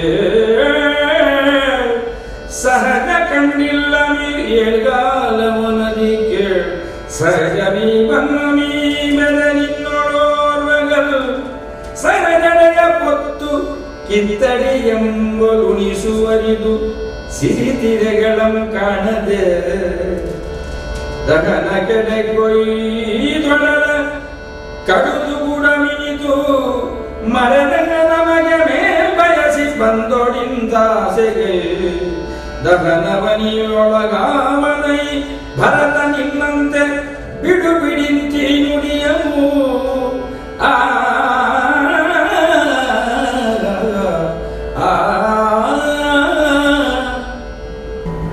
ಸಹಜಾತ ಭರತ, ಅಣ್ಣ, ನನ್ನ 14 ವರ್ಷಗಳ ವನವಾಸಕ್ಕೆ ನೀನು ಕಾರಣನಾದೆ ಎನ್ನುವಂತಹ ಪಶ್ಚಾತ್ತದಿಂದ ಮತ್ತೆ ಮತ್ತೆ ನಿನ್ನ ಮೇಲೆ ಆರೋಪವನ್ನು ಹೊಯ್ದುಕೊಳ್ಳುತ್ತಾ ಇದ್ದೀಯಲ್ಲ. ಇಲ್ಲವೋ, ನಿನ್ನ ಮೇಲೆ ನನಗೆ ಬೇಸರವಿಲ್ಲ. ಯಾಕೆಂದರೆ ನನಗೆ ಹೀಗಾಯಿತಲ್ಲ ಎಂದುಕೊಂಡು ನೀನು ವ್ಯಥೆಪಟ್ಟ ಹಾಗೆ ನಾನು ವನವಾಸದಲ್ಲಿ ವ್ಯಥೆಪಟ್ಟದ್ದಿಲ್ಲ. ಬದುಕಿನಲ್ಲಿ ಇದೆಲ್ಲವೂ ಸಹಜ ಎಂದು ಭಾವಿಸಿಕೊಂಡೆ ಪಿತೃವಾಕ್ಯ ಪರಿಪಾಲನೆಗಾಗಿ ನಾಡಾಡಿಯಾಗಿದ್ದ ನಾನು ಕಾಡಾಡಿಯಾಗಬೇಕಾಯಿತು. ಅತ್ತ ಕಡೆ ಹೊರಟವನಿದ್ದೇನೆ. ಯಾವುದೇ ನಿರಾಶೆ ಅಥವಾ ನಿರೀಕ್ಷೆಗಳಿಂದ ಹತಾಶೆಗೊಂಡವನು ನಾನಲ್ಲ. ಬದುಕಿನಲ್ಲಿ ಒಂದಷ್ಟು ಅನಿರೀಕ್ಷಿತ ಘಟನೆಗಳು ನಡೆದು ಹೋಯಿತು. ನನ್ನ ಆಗಮನದ ನಿರೀಕ್ಷೆಯಲ್ಲಿದ್ದವರನ್ನು ಭೇಟಿಯಾದೆ. ಅದರ ಮಧ್ಯದಲ್ಲಿ ಸೀತೆಯ ಅಪಹರಣವಾಗಿದೆ. ಇದನ್ನೆಲ್ಲವನ್ನು ನೋವು ಅಂತ ಇದುವರೆಗೂ ನಾನು ಮನಸ್ಸಿನಲ್ಲಿಯೇ ಉಳಿಸಿಕೊಂಡವನಲ್ಲ. ಎಲ್ಲವನ್ನು ಎದುರಿಸುತ್ತಾ ಬದುಕು ಸಾಗಿಸಿಕೊಂಡು ಬಂದೆ. ಐಶ್ವರ್ಯವನ್ನು ಕಾಣುವುದಕ್ಕಾಗಲಿಲ್ಲ. ಅಯೋಧ್ಯೆಯ ಭೂಮಿ ಅಥವಾ ನನ್ನ ಸ್ವಂತ ಭೂಮಿಯಿಂದ ಯಾವುದೇ ಭಾವನೆಯಿಂದ ಯಾವ ಮಣ್ಣನ್ನು ನಾನು ನೋಡುವುದಕ್ಕಾಗಲಿಲ್ಲ. ಬಿಡು, ಬದುಕಿನಲ್ಲಿ ಸೀತೆಗೆ ನನ್ನ ಪಾತಿವ್ರತ ಧರ್ಮವನ್ನು ಲೋಕಮುಖಕ್ಕೆ ತೋರಿಸಿಕೊಡಬೇಕಾದಂತಹ ಸನ್ನಿವೇಶ ಬಂದಾಗ ಅಗ್ನಿಯನ್ನು ಪ್ರವೇಶ ಮಾಡಬೇಕಾದಂತಹ ಅನಿವಾರ್ಯತೆಯೂ ಅವಳಿಗೆ ಒದಗಿ ಬಂತು. ಇಷ್ಟೆಲ್ಲವನ್ನು ನಾನು ಅನುಭವಿಸಿದರೂ ಅದನ್ನು ಕಷ್ಟ ಅಂತ ಭಾವಿಸಿದವನಲ್ಲ. ತೆಟ್ಟ ಹೆಜ್ಜೆಯನ್ನಿಟ್ಟು ಎದುರಿಸಿದೆ. ಆದರೆ ಈ ಹೊತ್ತಿಗಾಗುವಾಗ ನನ್ನ ಆಗಮನವನ್ನು ಕಂಡು ಸಂಭ್ರಮಿಸುತ್ತಾ ಇದ್ದೀಯಲ್ಲ, ಸಂತೋಷ ಪಡ್ತಾ ಇದ್ದೀಯಲ್ಲ, ನಾನೂ ಸಂತುಷ್ಟನಾದನಪ್ಪ. ನನ್ನ ಆಗಮನದಿಂದ ಸಂಭ್ರಮವನ್ನು ಹೊಂದಿದವ ಭರತನಿದ್ದಾನಲ್ಲ ಎಂದುಕೊಂಡು ನಿನ್ನ ಸಂತೋಷದಲ್ಲಿ ನಾನೂ ಸಂತೋಷವನ್ನು ಕಾಣ್ತಾ ಇದ್ದೇನೆ. ಅಯೋಧ್ಯೆ ಹೊಸತಲ್ಲ, ಅಥವಾ ಅಯೋಧ್ಯೆಗೆ ಬರದೇ ಇರ್ತೇನೆ ಎನ್ನುವಂತಹ ನೋವಿನಿಂದ ಕೊರಗುತ್ತಾ ಇದ್ದವನು ಅಲ್ಲ. ಬಂದಿದ್ದೇನೆ, ನನ್ನ ಆಗಮನವನ್ನು ಸಂಭ್ರಮಿಸುತ್ತಾ ಇದ್ದೀಯ. ನಮ್ಮಿಬ್ಬರ ಪ್ರೀತಿಯ ಆಶ್ರಯ ಸಿಕ್ಕಿದಂತಾಯಿತಂತೆ. ತಮ್ಮ ಬಗೆಗ ಮುರಾಗಮೆಂಬಾಗೆ ಬರಿಗಣ್ಣ ತಮ್ಮಂದಿರೋರ್ವರು ಬಿಡದೆ ನಡೆನೋ ತುಮ್ಮನಂ ದಣಿಯ ನಮ್ಮುಡಿಯ ನೊಡಬಡಿಸೆ ರಾಘವನನು ಜನಂ ಭರತಮೋ ಸಮ್ಮತಿಸುತ್ತಡಲ ಭೂಮಿ ಜಗಂದನರಗಿ ರೇ ಸಮ್ಮತನಗಾಗಿ ತೋರಲಿದೆ ಕಾಂತನೊಡನೆ ಮನವಿಯನ ಕಟ ಸಿಲ್ಕಿದು ರಕ್ಕಸದ ಕೋಟಲೆಗಿನಿತು ಸಾಲದೆ ರಕ್ಕಸದ ಕೋಟಲೆಗಿನಿತು ಸಾಲದೆ. ತಮ್ಮ ಭರತ, ಅಣ್ಣ, ಈ ಜಗತ್ತಿನಲ್ಲಿ ಪ್ರೀತಿ ಎನ್ನುವಂಥದ್ದು ಅದೊಂದು ಅದ್ಭುತವಾದ ಶಕ್ತಿ. ಪ್ರೀತಿಯ ಬಲ ನಿನ್ನನ್ನು ಅಂತರಂಗದೊಳಗೆ ಇನ್ನಷ್ಟು ಬಲಪಡಿಸುವ ಹಾಗೆ ಮಾಡುತ್ತದೆ. ಶತ್ರುತ್ವ ಅನ್ನುವಂಥದ್ದು ನಿನ್ನ ಬಲವನ್ನು ಕುಗ್ಗಿಸುತ್ತಾ ಹೋಗುತ್ತದೆ. ನನ್ನ ಬದುಕಿನಲ್ಲಿ ನಾನೆಲ್ಲಿಯೂ ಕೂಡ ಪ್ರೀತಿಯನ್ನು ಕಳಗೊಂಡವನಲ್ಲ. ರಾವಣ ಶತ್ರುವಾಗಿ ಕಾಡಿದ, ಕೊನೆಗೆ ಯುದ್ಧದಲ್ಲಿ ವಿಜಯಿಯಾದ. ಆದರೆ ಪ್ರೀತಿಯ ಬಲ ಎಲ್ಲಿಯೂ ಕೂಡ ನನಗೆ ಕಡಿಮೆ ಅಂತ ಅನ್ನಿಸಲಿಲ್ಲ. ಜೊತೆಗಿದ್ದ ಲಕ್ಷ್ಮಣನು ಸೀತೆಗೆ ಪ್ರೀತಿಯಲ್ಲಿ ಎಂದೂ ಕೂಡ ನನಗೆ ಕೊರತೆಯನ್ನು ಕೊರತೆಯ ಅನುಭವಕ್ಕೆ ಬರುವ ಹಾಗೆ ಮಾಡಿದವರೇ ಅಲ್ಲ. ಆದರೆ ಈ ಹೊತ್ತಿಗಾಗುವಾಗ ಅಯೋಧ್ಯೆಯನ್ನು ಪ್ರವೇಶಿಸುತ್ತಿದ್ದಂತೆ ನನಗೆ ಪ್ರೀತಿಯ ಆಶ್ರಯ ಇಮ್ಮಡಿಯಾಗುತ್ತಾ ಹೋಯಿತು. ನಿನ್ನ ಪ್ರೀತಿಯ ಆಶ್ರಯದಿಂದ ನನಗೆ ಬಲ ಬಂದಿತು ತಮ್ಮ. ಸಂತುಷ್ಟ. ಹೀಗೆ ಬಾ, ಇದೋ ನಿನ್ನನ್ನು ಆಲಂಗಿಸಿಕೊಂಡಿದ್ದೇನೆ, ಅಪ್ಪಿಕೊಂಡಿದ್ದೇನೆ. ನಿನ್ನ ಸ್ಪರ್ಶದಿಂದ ನಾನು ಪುಳಕಿತನಾಗಿದ್ದೇನೆ. ನನ್ನ ಅಂತರಂಗದ ಬಲ, ಉತ್ಸಾಹ, ಹುಮ್ಮಸ್ಸು ಇವೆಲ್ಲವೂ ಕೂಡ ಇಮ್ಮಡಿಯಾಗಿರ್ತದೆ. ಅಗ್ರಜ, ತಮ್ಮ ಸ್ಥಿತಪ್ರಜ್ಞತೆಯ ಮನೋಧರ್ಮ ನಿನ್ನದು. ಹಾಗಾಗಿ ಕಾಡಾದರೇನು ನಾಡಾದರೇನು ಸಮಾನ ಮನೋಭಾವನೆಯಿಂದಲೇ ಶಾಂತಮೂರ್ತಿಯಾಗಿ ಮಾಡಬೇಕಾದ ಕರ್ತವ್ಯ ಏನೋ ಆ ಕರ್ತವ್ಯವನ್ನು ನಿರ್ವಹಿಸುವಲ್ಲಿಯೇ ಪರಮಲಕ್ಷ್ಯ ನಿನ್ನದಾಗಿತ್ತು. ಆದರೆ ನಿನ್ನ ಸಹಧರ್ಮಿಣಿಯಾಗಿ ಬಂದಿರುವಂತಹ ಸೀತಾದೇವಿಯ ಬಗ್ಗೆ ಹೇಳುವುದಿದ್ದರೆ,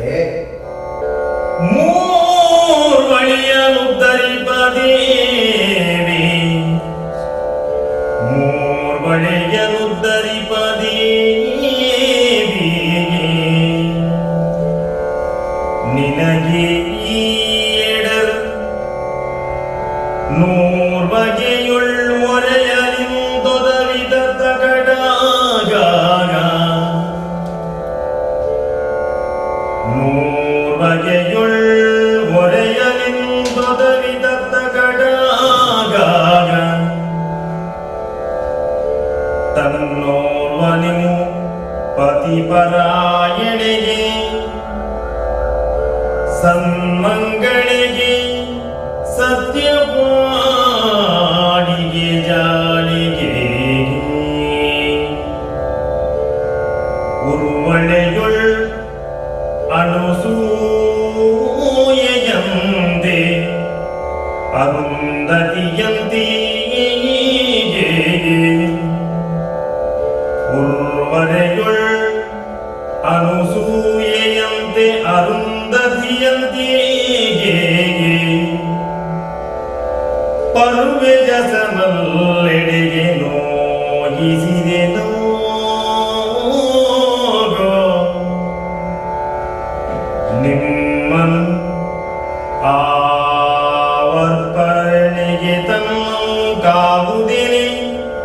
ಮೈದು ನಂಗೆ ಎಂದಳವನಿ ಜಾತಿ ನಿಮ್ಮನ್ ಆವರ್ಪರಣೆಗೆ ತನ್ನೌ ಕಾವುದಿನೆ ಮೈದು ನಂಗೆ ಎಂದಳವನಿ ಜಾತಿ ಅವನಿ ಜಾತಿ ಎಂದಳುಗೋ. ಸೀತಾಮಾತೆಯ ಬಗೆಯನ್ನು ಹೇಳುವುದಿದ್ದರೆ ತಾಯಿಯ ವಂಶ, ತಂದೆಯ ವಂಶ, ಗಂಡನ ವಂಶ, ಹೀಗೆ ಮೂರೂ ವಂಶಗಳನ್ನು ಉದ್ಧರಿಸುವಲ್ಲಿ ಸತ್ಪಾತ್ರಳಾದಾಗಿ ಅಲ್ಲವೇ? ಅಂತಹ ಅತ್ತಿಗೆಯನ್ನು ಪಡೆದಂತ ನಾನೇ ಪಾವನನಾಗಿದ್ದೇನೆ. ಪತಿ ಪರಾಯಣೆ, ಹಾಗೆ ಪರಮ ಮಂಗಳೆ, ಸತ್ಯವಾಣಿ, ಜಾಣೆ, ಎಲ್ಲ ವಿಚಾರದಲ್ಲೂ ರಾಜರ್ಷಿ ಜನಕ ಮಹಾರಾಜನಿಗೆ ಕೀರ್ತಿಗೆ ಎಳ್ಳಿನಷ್ಟು ಕೊರತೆ ಬಾರದಂತೆ ಮೆರೆದವಳೆಂದರೆ ತಪ್ಪಾಗಲಿಕ್ಕಿಲ್ಲ. ಅಂತಹ ಸೀತಾಮಾತೆಯನ್ನು ಅರಮನೆಯಲ್ಲಿ ಸುಖದ ಸುಪ್ಪತ್ತಿಗೆಯಲ್ಲಿ ಇರಿಸುವುದಕ್ಕಾಯಿತೆ ಇಲ್ಲವಲ್ಲ. 14 ವರ್ಷಗಳ ತನಕ ಅರಮನೆಯನ್ನು ತೊರೆದ ಕಷ್ಟಭರಿತವಾದಂತಹ ಜೀವನವನ್ನೇ ಅನುಭವಿಸಬೇಕಾಯಿತು. ಅಷ್ಟು ಮಾತ್ರವಲ್ಲ, ಕಾಮಕನೆನಿಸಿದಂಥ ದಶಶಿರವನ್ನು ಹೊತ್ತಂತ 20 ಭುಜಗಳಿಂದ ಅಟ್ಟಹಾಸದಿಂದ ಬೆಳೆಯುತ್ತಿರುವಂತಹ ರಾವಣ ಕೊಂಡು ಹೋಗಿ ಅಶೋಕವನದಲ್ಲಿ ಇರಿಸುವಂತಾಯಿತು. ಅಯೋಧ್ಯೆಯ ಅರಮನೆಯ ಸೊಸೆ, ಚಕ್ರವರ್ತಿ ಮನೆತನದ ಹೆಣ್ಣು, ಹೀಗಿದ್ದರೂ ಕಾಡಾಳಿಯಾಗಿ ಕಷ್ಟವನ್ನು ಪಟ್ಟು ಅಶೋಕವನವನ್ನು ಸೇರಿ ಲಂಕೆಯಲ್ಲಿ ಕಿರುಕುಳಕ್ಕೆ ಒಳಗಾಗುವಂತಹ ಪರಿಸ್ಥಿತಿ ಬಂತೆಂದರೆ ಈ ಪರಿಸ್ಥಿತಿಗೂ ಕಾರಣ ನಾನೇ ಆಗುತ್ತಿರುವೆ. ಹಾಗಾಗಿ ಸೀತಾ ಮಾತೆಗೆ ಇಂತಹ ಸ್ಥಿತಿ ಬರುವುದಕ್ಕೆ ನನ್ನಿಂದವಾಯಿತಲ್ಲ. ಇಂತಹ ನೋವನ್ನು, ಯಾತನೆಯನ್ನು ನಾನು ಹೇಗೆ ಸಾವರಿಸಿಕೊಳ್ಳಲಿ? ತಮ್ಮ ಭರತ, ಅಣ್ಣ, ನಿನ್ನ ದುಃಖದ ಮಾತುಗಳನ್ನು ಕೇಳಿ ಆ ಸೀತೆಯಾಗಿನ ಮಾತುಗಳನ್ನು ಕೇಳಿದೆಯ? ಬಸವಳಿದು ಮರುಗದಿರು ಅಂತ ಹೇಳಿದ್ದಲ್ವೇ? ಬಸವಳಿದು ಮರುಗದೆ ನಿರ್ಲಿರಂ ಭರತ ನೋಯಿಸುವರ ನೋವರ ಬಗೆಯ ಮುಮ್ಮೈ ಮಾಟ. ಬಸವಳಿದು ಮರುಗದೆ ನಿರ್ಲಿರಮು ಭರತ ನೋಯಿಸುವರ ನೋವರ ಬಗೆಯ ಮುಮ್ಮೈ ಮಾಟ. ಬೆಸುಗೆಗಡ ಸುಖ ದುಃಖ ಮಿರದೆ, ಬೆಸುಗೆಗಡ ಸುಖ ದುಃಖ ಮಿರದೆ ಪಗಲಿರುಳಂತೆ ಸಹಜವಿದು ಹುಟ್ಟಿದಕ್ಕೆ. ಬೆಸನ ನಿಂತ ಮಗೆ ನಾನುಡಿಗೆ ನಿನ್ನಿಂದೊದಗೆ, ಬೆಸನ ನಿಂತ ಮಗೆ ನಾನುಡಿಗೆ ನಿನ್ನಿಂದೊದಗೆ. ನಸಿ ನಸಿನಗೆ ಮತ್ತ ನಿಂತೋರೆ ಲೋಕದಾಯಸ ಕೋರ್ವನೋಪನಂದೂರೆ. ಮರುಳಾಗದೆಂಬಲ್ಲವರ್ಗೆಂದೊರೆದಳು, ಮರುಳಾಗದವು ಬಲ್ಲವರ್ಗೆಂದೊರೆದಳು. ಓ ಸಹಜಾತ ಅಣ್ಣ, ನಿನ್ನ ದುಃಖದ ಮಾತುಗಳನ್ನು ಕೇಳಿ ಸೀತೆ ಹೇಳಿದ ಮಾತು ಕೇಳು. ಕೇಳಿದೆ ಅಣ್ಣ. ಬಸವಳಿದು ಮರುಗದಿರು. ಹೌದು, ಆದರ್ಶ ಮಾತೆ ತಾನೆ. ಅನಸೂಯ ದೇವಿಯಂತೆ, ಅರುಂಧತಿ ದೇವಿಯಂತೆ ಈ ಲೋಕದಲ್ಲಿ ಸ್ತ್ರೀಯಾದವಳು ಹೇಗಿರಬೇಕು ಎನ್ನುವುದನ್ನೇ ತೋರಿಕೊಟ್ಟಂತ ಸೀತಾಮಾತೆಯ ಮಾತುಗಳನ್ನು ಕೇಳಿದೆ.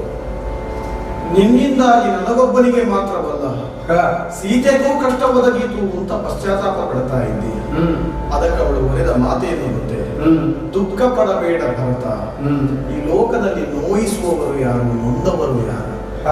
ಪ್ರತಿಯೊಬ್ಬನು ಇದಕ್ಕೆ ಭಾಗಿಯಾಗಲೇಬೇಕಾಗುತ್ತದೆ. ಚೆನ್ನಾಗಿ ಯೋಚಿಸಿದರೆ ಇದೆಲ್ಲ ಪೂರ್ವ ಜನ್ಮದ ಕರ್ಮದ ಪುಣ್ಯದ ಫಲ ಅಂತ ಹೇಳ್ತಾಳೆ. ಕಳೆದ ಜನ್ಮದಲ್ಲಿ ಬರುವಾಗ ನಾವೇನನ್ನು ಸಂಪಾದಿಸಿಕೊಂಡು ಬರುತ್ತೇವೆಯೋ ಅದಕ್ಕನುಗುಣವಾದಂತಹ ಪರಿಣಾಮವನ್ನು ನಾವಿಲ್ಲಿ ಹೊಂದುತ್ತೇವೆ. ಹಾಗಾಗಿ ಸುಖವನ್ನಾಗಲಿ ದುಃಖವನ್ನಾಗಲಿ ನಾವು ಅನುಭವಿಸಿದೆವು ಅಂತಾದರೆ ಅದಕ್ಕೆ ಮತ್ತೊಬ್ಬನನ್ನು ನಾವು ನೆಪವೊಡ್ಡುತ್ತೇವೆ, ಅದು ಸರಿಯಲ್ಲ. ಅದು ಕಳೆದ ಜನ್ಮದ ಸಂಪಾದನೆ. ಅವನಿಂದ ಹೀಗಾಯಿತು ಇವನಿಂದ ಹೀಗಾಯಿತು ಅನ್ನುವಂತಹದ್ದೊಂದು ನೆಪ ಮಾತ್ರ. ಈ ಭೂಮಿಯಲ್ಲಿ ಹುಟ್ಟಿದಂತಹ ನಮಗೆಲ್ಲರಿಗೂ ಕೂಡ ರಾತ್ರಿ ಹಗಲುಗಳಂತೆ ಕಷ್ಟ ಸುಖವೆನ್ನುವುದು ಸಹಜ. ಕತ್ತಲಾಯಿತು ಎಂದು ದುಃಖಿಸುತ್ತಾ ಕುಳಿತರೆ ಆಗುತ್ತದೆ, ಅಥವಾ ಸೂರ್ಯ ಬಂದ ಅಂತ ಹೇಳಿಕೊಂಡು ಮಿತಿ ಮೀರಿ ಸಂಭ್ರಮಿಸಿದರಾಗುತ್ತದೆ. ಕತ್ತಲಾದ ಬಳಿಕ ಬೆಳಕು ಬರುತ್ತದೆ, ಬೆಳಕು ಸರಿದ ಬಳಿಕ ಕತ್ತಲಾಗುತ್ತದೆ. ಕತ್ತಲಾದ ಹೊತ್ತಿಗೆ ಮತ್ತೆ ಸೂರ್ಯ ಬಂದೇ ಬರುತ್ತಾನೆ ಎನ್ನುವಂತಹ ನಿರೀಕ್ಷೆ ಭರವಸೆಗಳೊಂದಿಗೆ ಕತ್ತಲೆಯನ್ನು ಎದುರಿಸಬೇಕು. ದಿನನಿತ್ಯದ ರೂಢಿಯಂತೆ ಇದು ಸಹಜವಾಗಿ ಬಿಡುತ್ತದೆ. ಇಲ್ಲಿ ಮತ್ತೊಬ್ಬನನ್ನು ಆರೋಪಿಸುವುದು ಅಥವಾ ಆತನನ್ನು ಕಾರಣವಾಗಿಸುವಂಥದ್ದು ಅದು ಸರಿಯಲ್ಲ. ಈ ಲೋಕದಲ್ಲಿ ನಿಂದನೆಯನ್ನ ಮಾಡುವುದಕ್ಕೆ ಬಹಳಷ್ಟು ಜನರಿದ್ದಾರೆ.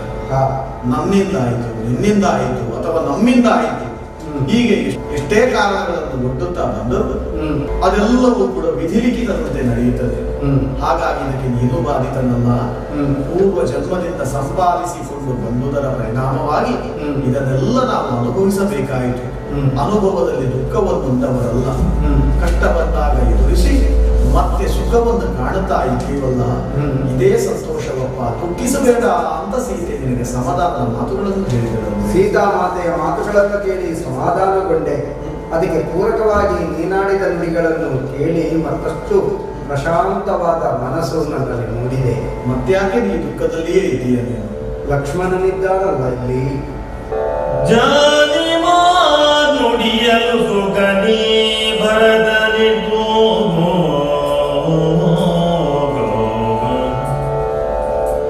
ಜಾನಿ ನುಡಿಯಲು ಸುಗನಿ ಭರತನಿದ್ದು ತಾವು ಕಾಣಿಸೋಗಿ ಅನುಜೆ ಗಮನೆ ಎರಗಿದೊಡಮೆತ್ತಿಯೇ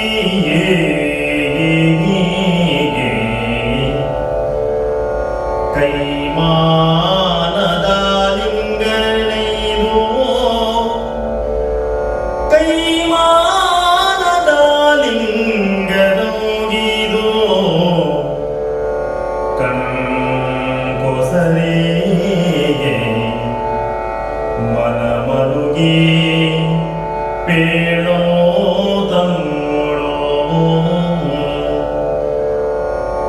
ಕಣ್ಕೊಸರೆ ಮನ ಮರುಗಿ ಪೇಳೋ ತನ್ನೋಳೋ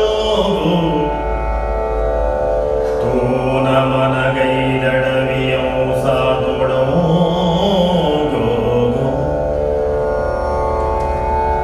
ತೂನ ಮನಗೈದಡವಿಯೋ ಸಾದೋಳೋ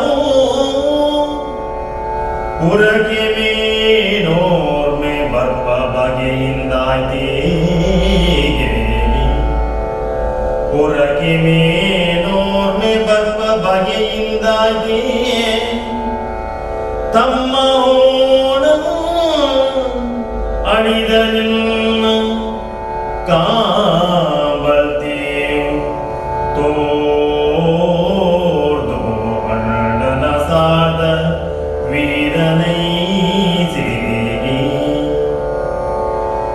ತೋರ್ದು ನನ್ನ ಸಾದ ವೀರನೈಸೇ ಮನ ಮರುಗಿ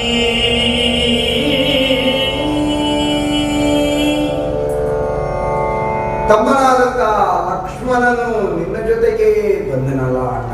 ಹೌದು, ಹೌದು, ಬಾಲ್ಯದಲ್ಲಿ ನಮ್ಮ ನಂಟೆ ಹಾಗೆ. ಭರತ ಶತ್ರುಘ್ನರು ನಾವೀರ್ವರು ಒಗ್ಗೂಡಿಕೊಂಡಿದ್ದೆ, ರಾಮಲಕ್ಷ್ಮಣರು ನೀವೀರ್ವರು ಒಗ್ಗೂಡಿಕೊಂಡೇ ಇರುವುದು. ಭೂಪತಿ ದಶರಥ ಮಹಾಪ್ರಭುಗಳು ಅಗ್ನಿದತ್ತವಾಗಿ ಬಂದಂತಹ ದಿವ್ಯ ಪ್ರಸಾದ ಪಾಯಾಸವನ್ನು ಪಟ್ಟದ ರಾಣಿಯಾಗಿರುವಂತಹ ಕೌಸಲ್ಯಾದೇವಿಗೆ ಕೊಡಬೇಕು ಎನ್ನುವುದು ಕರ್ತವ್ಯವಾಗಿರುವುದರಿಂದಲೇ 2 ವಿಭಾಗಗಳನ್ನು ಮಾಡಿ ಪಾಯಸದ ಒಂದು ವಿಭಾಗವನ್ನು ಕೌಸಲ್ಯ ಮಾತೆಗೆ ನೀಡಿದರಂತೆ. ಆಮೇಲೆ ಪ್ರೀತಿಗೆ ಪಾತ್ರಳಾಗಿರುವಂತಹ ಕೈಕಾ ಮಾತೆಗೆ ಇನ್ನೊಂದು ಭಾಗವನ್ನು ನೀಡಿದ್ರಂತೆ. ಸುಮಿತ್ರಾ ದೇವಿಗೆ ಏನು ಕೊಡಲಿಲ್ವಂತೆ. ಆದರೆ ಮಾತೆ ಕೌಸಲ್ಯಾದೇವಿಯಾಗಲಿ, ಮಾತೆ ಸುಮಿತ್ರಾದೇವಿಯಾಗಲಿ, ಮಾತೆ ಕೈಕಾಮಾತೆಯಾಗಲಿ ಮೂವರು ಅನ್ಯೋನ್ಯತೆಯಿಂದ ಬಾಳುತ್ತಿದ್ದವರು. ಹಾಗಾಗಿಯೇ ತಮಗೆ ಸಿಕ್ಕಿದ ಪಾಯಸದ ಭಾಗವನ್ನು ಮತ್ತೆ ಭಾಗವಾಗಿಸಿ ಸುಮಿತ್ರಾದೇವಿಗೆ ಇತ್ತರಂತೆ. ಹಾಗಾಗಿ ಕೌಸಲ್ಯಾದೇವಿಗೆ ನೀನು ಹಿರಿಯಗ್ರಜನಾಗಿ ಹುಟ್ಟಿ ಬಂದೆ, ಕೈಕಾಮಾತೆಗೆ ನಾನು ಭರತನಾಗಿ ಹುಟ್ಟಿದೆ, ಆಮೇಲೆ ಸುಮಿತ್ರಾದೇವಿಗೆ ಲಕ್ಷ್ಮಣನು ಶತ್ರುಘ್ನನು ಹುಟ್ಟಿದೆ. ಪಾಯಾಸದ ನಂಟೋ ಎನ್ನುವ ಹಾಗೆ ನಿನ್ನೊಡನೆ ಲಕ್ಷ್ಮಣನಿದ್ದರೆ ನನ್ನೊಡನೆ ಶತ್ರುಘ್ನನು ಇರುವಂತಾಯಿತು. ಆದರೆ ನಾವು ನಾಲ್ವರು ಅಯೋಧ್ಯೆಯಲ್ಲಿ ಸಮಭಾಗಿಗಳಾಗಿ ಅರಮನೆಯ 4 ಕಂಬಗಳಲ್ಲಿ ಅಯೋಧ್ಯೆಯ ಆಳ್ವಿಕೆ ಎನ್ನುವಂತಹ ಆ ಮಂಟಪವನ್ನು ಎತ್ತಿ ಹಿಡಿಯಬೇಕಾದವರು ನನ್ನ ತಾಯಿ ಕೈಕಾಮಾತೆಯ ವರದ ಪ್ರಭಾವದಿಂದಾಗಿ ವರವನ್ನು ಈಡೇರಿಸುವುದಕ್ಕಾಗಿ ನೀನು ಮನಗಮನ ಆದಂತಹ ಸಂದರ್ಭದಲ್ಲಿ ಲಕ್ಷ್ಮಣನು ಹೊರಟನಲ್ಲ, ಸೀತಾದೇವಿಯು ಹೊರಟಳಲ್ಲ. ಹಾಗೆ ನೀವು ಆ ಕಡೆಗೆ ಹೋದಿರಿ. ನಾನಂತೂ ಈ ಅಯೋಧ್ಯೆಯ ಸಿಂಹಾಸನವನ್ನೇರಿ ಸುಖ ಸಂತೋಷದಲ್ಲಿ ಇರುವ ಸ್ಥಿತಿಯೇ ಇಲ್ಲ. ಅಣ್ಣನನ್ನು ಕಳೆದುಕೊಂಡಂತಹ ರಾಜ್ಯಭಾರ ನನಗೆ ಯಾಕೆ ಎಂದು ವನಕ್ಕೆ ಬಂದವನು ಚಿತ್ರಕೂಟದಿಂದ ನಿನ್ನಿಂದ ಪಾದುಕೆಯನ್ನು ಪಡೆದುಕೊಂಡು ಹಿಂದಕ್ಕೆ ಬಂದವನು ಅಯೋಧ್ಯೆಯಲ್ಲಿ ಸುಖವನ್ನು ಪಟ್ಟಿಲ್ಲ. ನಂದಿಗ್ರಾಮದಲ್ಲಿ ನಿನ್ನ ಹಾಗೆಯೇ ನಾರುಡೆಯನ್ನು ಒಟ್ಟುಕೊಂಡು ಸನ್ಯಾಸಿಯಾಗಿ ಕಾಲವನ್ನು ಕಳೆದೆ. ಮೇಲ್ವಿಚಾರಣೆಯನ್ನು ನೋಡುವುದು ಶತ್ರುಘ್ನನಿಗೆ ಅದು ಕಾರ್ಯವಾಯಿತು. ಹೀಗೆ 4 ಮಕ್ಕಳು 4 ಮುಖವಾಗಿ ಹೋಗಬೇಕಾದಂತಹ ಸ್ಥಿತಿಯಾಯಿತು. ನಿನ್ನ ಸುಖವೇ ನನ್ನ ಸುಖ ಎಂದು ಭಾವಿಸಿದಂತಹ ಲಕ್ಷ್ಮಣನು ನಿನ್ನೊಡನೆ ಬಂದು ನಿನ್ನ ಸೇವೆಗಾಗಿ ಜೀವನವನ್ನು ಮೀಸಲಾಗಿರಿಸಿಕೊಂಡು ಬಾಳಿದಂತಹ ಆದರ್ಶ ಸಹೋದರತೆಯನ್ನು ಮೆರೆದಂತಹ ಧೀಮಂತನೇ ಆತ. ಅಯೋಧ್ಯೆಯಿಂದ ನನ್ನ ಕಾರಣದಿಂದಾಗಿ ಹೊರಟವನು ಮತ್ತೆ ಅಯೋಧ್ಯೆ ಕಡೆಗೆ ಬಂದನಲ್ಲ, ಅದೇ ನನಗೆ ಸಂತೋಷದ ವಿಷಯ. ಯಾಕೆಂದ್ರೆ ನನಗೆ ಯಾವುದೂ ಬೇಡವೆಂದು ಎಲ್ಲಿಯಾದರೂ ಅರಣ್ಯದಲ್ಲಿ ಉಳಿಯುತ್ತಿದ್ದೆ. ಇವತ್ತು ನಾನು ಸಹಜಾತನಾಗಿರುವಂತಹ ಲಕ್ಷ್ಮಣನನ್ನು ಕಾಣುವುದಕ್ಕೆ ಸಾಧ್ಯವಿದೆ. ಕೋಪ ಎಂದರೆ ಹಾವು ಬುಸುಗುಟ್ಟಂತೆ ಇರುವಂತಹ ಲಕ್ಷ್ಮಣನ ಸ್ವಭಾವ. ನಾನು ಚಿತ್ರಕೂಟಕ್ಕೆ ಬಂದಾಗ ಇಲ್ಲಿ ಮತ್ತೆ ನೆಮ್ಮದಿಯನ್ನು ಹಾಳು ಮಾಡುವುದಕ್ಕಾಗಿ ಭರತ ಬಂದಿದ್ದಾನೆ ಎಂದು ಹುಂಕರಿಸಿದಂತಿತ್ತಲ್ಲ, ಅಂತಹ ಲಕ್ಷ್ಮಣನು ಕೂಡ ಇಲ್ಲಿ ಸಾತ್ವಿಕನಾಗಿ ನನ್ನನ್ನು ಮಾತನಾಡಿಸಿದ್ದಾನೆ, ನನಗೆ ಎರಗಿದ್ದಾನೆ, ನನ್ನನ್ನು ಅಪ್ಪಿಡಿದು ಆಲಿಂಗನಗೈದಿದ್ದಾನೆ. ನಿಜವಾಗಿಯೂ ಒಂದೇ ತಾಯಿಗೆ ಹುಟ್ಟಿದ 4 ಮಕ್ಕಳಂತೆ ನಾವು ಬೆಳೆದವರಲ್ಲವೇ. ಆದರೂ ವಿಧಿ ಹೀಗೆ ಘಟಿಸಿತಲ್ಲ, ಈ ನೋವನ್ನೆಂದು ಮರೆಯುವುದಕ್ಕಾಗುತ್ತದೆಯೇ? ತಮ್ಮ ಭರತ, ಅಣ್ಣ, ಲಕ್ಷ್ಮಣನು ನಿನ್ನಿಂದಲಾಗಿ ನೋವುಣ್ಣುವ ಹಾಗಾಯಿತಲ್ಲ ಅಂತ ಪಶ್ಚಾತ್ತಾಪ ಪಟ್ಟುಕೊಂಡು ಆತನ ಮುಂದೆಯೂ ಕಣ್ಣೀರಿದ್ದೆಯಲ್ಲ. ಅದಕ್ಕನ್ನು ಕೊಟ್ಟದ ಉತ್ತರವನ್ನು ಕೇಳಿದೆಯ? ನೀರಿನ ಹೊಯ್ಲಿನಲ್ಲಿ ತೇಲಿಕೊಂಡು ಹೋಗುವ ಕಾಷ್ಟದಂತೆ ನಾನೂ ಅಣ್ಣನನ್ನು ಅನುಸರಿಸಿಕೊಂಡು ಹೋದೆ ಅಂತಲ್ಲವೇ? ನೀರ ಕೊಯ್ಲೊಡನೆ ಹೋಗುವುದು ಕಾಷ್ಟಮದು, ನೀರ ಕೊಯ್ಲೊಡನೆ ಹೋಗುವುದು ಕಾಷ್ಟಮದು. ಮನು ಸ್ವಾರಸ್ಯ ಮರಿತಲ್ಲಿ ಲಘುವಿನಂ ಕಿರಿತನರಿ ಸೇರಿದಂ ಸರಿದಣ್ಣನಂ ಪೆರಿದು ಜಾಣ್ಮೆ ಮಗುಳೆತ್ತನದು ಕಾಂಪನನಗೆ ಅರಿವನ ನೆಲೆ ಅರಿತರುಂಟು ತೋಕೆಗೆ ತಮ್ಮಳಾರಣ್ಯಮಂ ಕೊಕ್ಕಡಂ ಮರಳಿ ನಿನ್ನ ಹೃದಯಾರವಿಂದದೊಳಿರೆ ಅಡಂಗಿರ್ಪನಂ ಭರತ ನಿನಗಾದುದಿ ಜ್ಞಾನವೋ, ಭರತ ನಿನಗಾದುದಿ ಜ್ಞಾನವೋ. ತಮ್ಮ ಭರತ, ಅಣ್ಣ, ಲಕ್ಷ್ಮಣನ ಮಾತುಗಳನ್ನು ಕೇಳು. ನೀರಿನಲ್ಲಿ ಒಣಗಿದ ಮರದೊಂದೊಂದು ತೇಲಿ ಹೋಗುತ್ತದೆ ಅಂತ ಆದ್ರೆ ಅದಕ್ಕೆ ಕಾರಣ ಆ ಮರದ ಲಘುತ್ವ. ಅದು ಭಾರವಾಗಿದ್ದರೆ ಅಲ್ಲಿ ತೇಲಿಕೊಂಡು ಹೋಗುವುದಕ್ಕೆ ಸಾಧ್ಯವಿಲ್ಲ, ಮುಳುಗಿ ಹೋಗುತ್ತಿತ್ತು. ಯಾವಾಗ ಲಘುವಾಗಿರುತ್ತದೆಯೋ ಆಗ ಶಕ್ತಿ ಇರುವ ಕಡೆಗೆ ಅದು ಸೆಳೆದುಕೊಂಡು ಹೋಗಲ್ಪಡುತ್ತದೆ. ಇಲ್ಲಿಯೂ ಹಾಗೆಯೇ ಆದದ್ದು ಅಂತ ಹೇಳ್ತಾ ಇದ್ದಾನೆ. ನಾನು ಬಾಲ್ಯದಿಂದಲೇ ದಡ್ಡ, ರಾಮ ಜಾಣರಿದ್ದಾನೆ, ಹಾಗಾಗಿಯೇ ನಾನು ರಾಮನನ್ನು ಬಾಲ್ಯದಿಂದಲೇ ಅನುಸರಿಸುತ್ತಾ ಸಾಗಿದೆ. ದಡ್ಡನಾದಂತಹ ನನ್ನಲ್ಲಿ ಜಾಣತನ ಎಲ್ಲಿದೆ ಹೇಳು? ರಾಮ ಏನು, ಎಷ್ಟು, ಹೇಗೆ ಎಂದು ಆತನನ್ನು ಅರಿತವರಿಗಷ್ಟೇ ತಿಳಿಯುವುದಕ್ಕೆ ಸಾಧ್ಯ. ರಾಮನ ಜಾಣತನವನ್ನು ನಾನು ಅನುಸರಿಸಿಕೊಂಡು ಹೋದೆ. ಆತ ನಮ್ಮ ಜೊತೆಗೆ ಕಾಡನ್ನು ಹುಟ್ಟಿ 14 ವರ್ಷಗಳ ವನವಾಸವನ್ನು ಕಳೆದರೂ ಮತ್ತೆ ಈಗ ಅಯೋಧ್ಯೆಗೆ ಆಗಮಿಸಿದ ಹೊತ್ತು ನಿನ್ನ ಹೃದಯ ಎನ್ನುವ ಕಮಲದ ಒಳಗೆ ಇಳಿದು ಅಡಗಿ ಬಿಟ್ಟಿದ್ದಾನೆ. ಹಾಗಾಗಿ ಭರತ, ನಿನಗೀಗ ಜ್ಞಾನೋದಯವಾಗಿದೆ. ರಾಮನೇನು, ರಾಮನೆಷ್ಟು ಎನ್ನುವುದು ನಿನಗರಿವಾಗಿದೆ. ಆ ಕಾರಣದಿಂದಲಾಗಿ ನೀನು ಪಶ್ಚಾತ್ತಾಪ ಪಡ್ತಾ ಇದ್ದೀಯ. ದುಃಖಿಸಬೇಡ. ರಾಮನ ಕರುಣೆ ಇರುವವರೆಗೆ ನಮಗೇನೂ ಆಗದು ಅಂತ ಹೇಳಿ ನಿನಗೆ ಸಮಾಧಾನ ಹೇಳಿದೆ. ನಲ್ವೇ ಹೇಳಿದನು ಸಮಾಧಾನ ಲಕ್ಷ್ಮಣ, ಆದರೂ ಮನಸ್ಸೆನ್ನುವುದು ಸಾವರಿಸಿಕೊಳ್ಬೇಕಲ್ಲ. ಹುಟ್ಟಿ ಬಸಿರೊಳು ಬಿರಿಯನಾದ ಬೆಗೊಂಡು ಹುಟ್ಟಿ ಬಸಿರೊಳು ಬಿರಿಯನಾದ ಬೆಗೊಂಡು ಬಾಯ್ ಕೊಟ್ಟವಂ ಸವಿದ ಮೊಲೆಯೋ ಬಟು ಮೇನವನ ತೊಟ್ಟಿಲೊಳ್ ಬರಿದವೋ ನಡೆದೆಡೆಯೊಳಾಡಿ ಬೆಳೆದವನೋದಿ ಮಾತುಗಳಿತು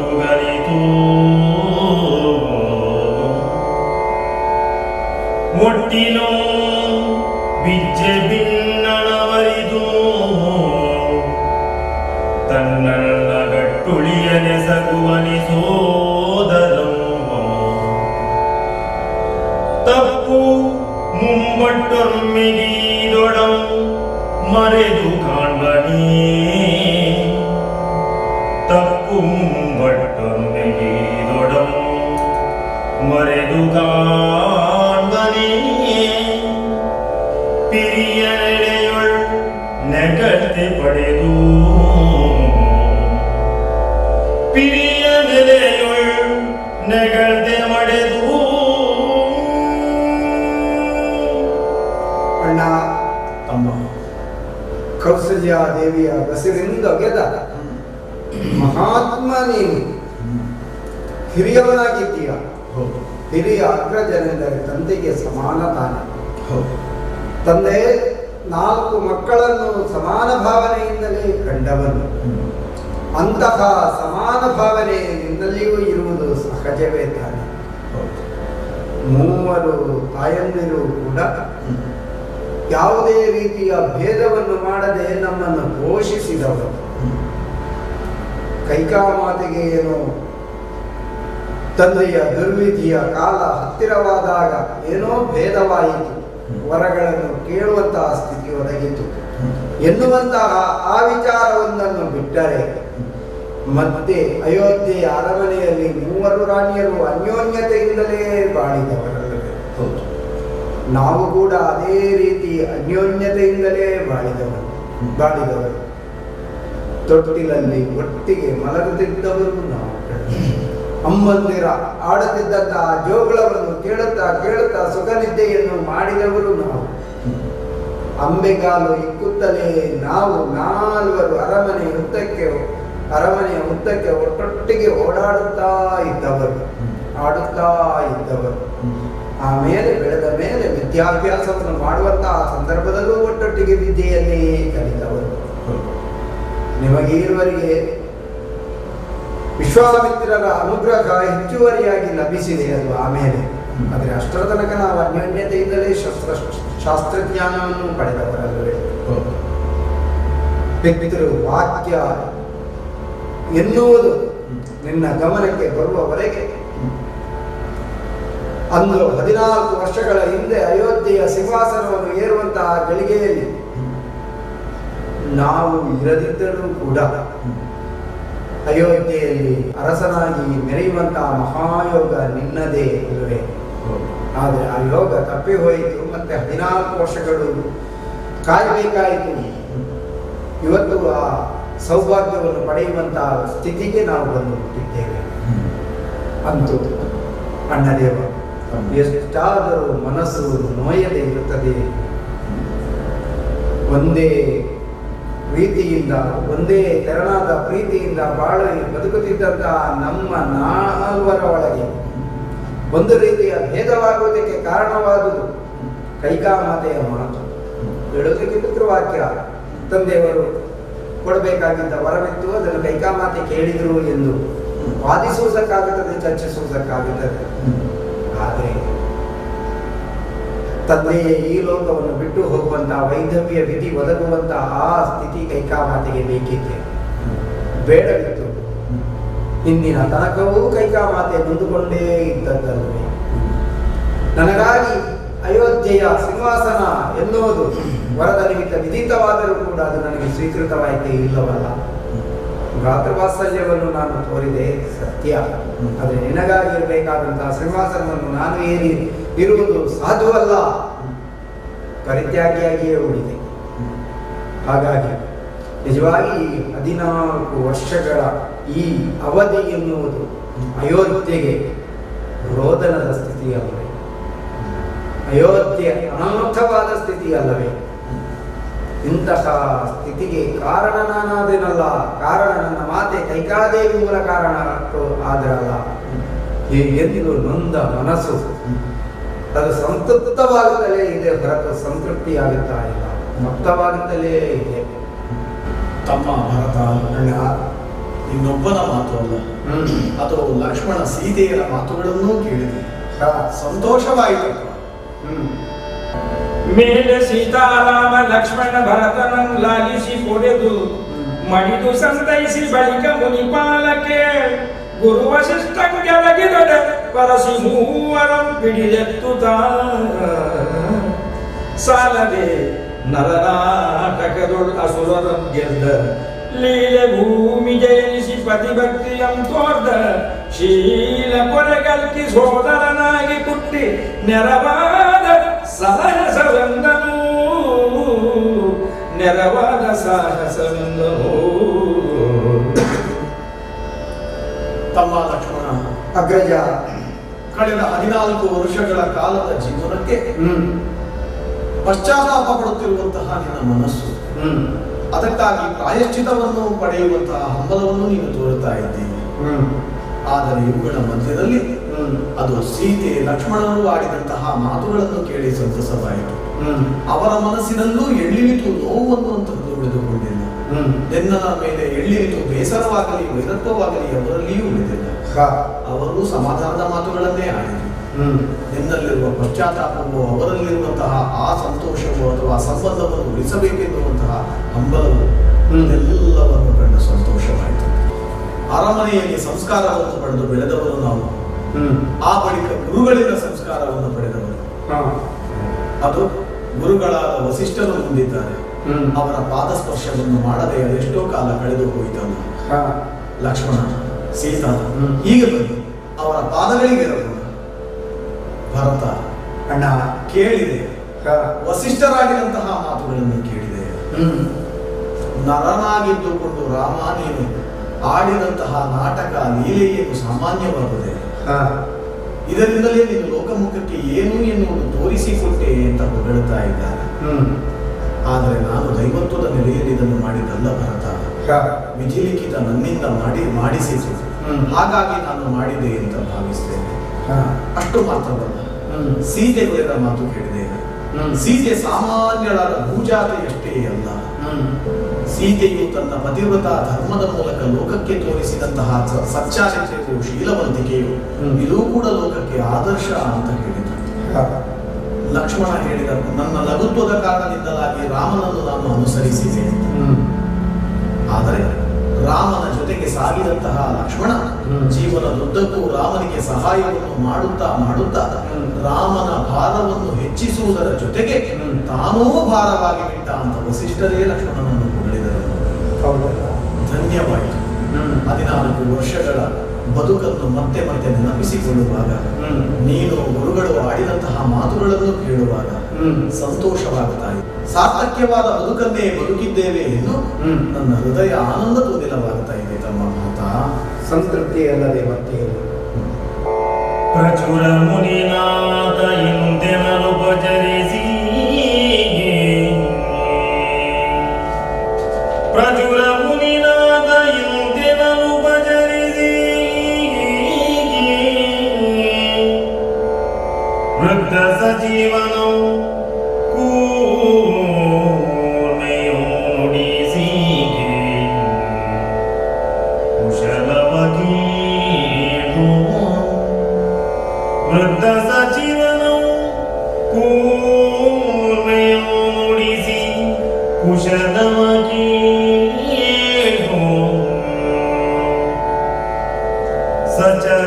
ಸಚರಾಚರಾತ್ಮಕಂ ಪ್ರಜೆಗಳಂ ಮುಂತಿರ್ಪರಂ ಕಟಾಕ್ಷಿಸಿ, ಸಚರಾಚರಾತ್ಮಕಂ ಪ್ರಜೆಗಳು ಮೂಗಿಬ್ಬರು ಕಟಾಕ್ಷಿಸಿ ತನ್ನೋಡು. ಪ್ರಚುರ ಮುನಿನಾಥ ಇಂತೆನಲುಪಚರಿಸಿ, ಕುಶಲವ ಕೇಳು, ಕುಶಲವಾಗಿ ಕೇಳು.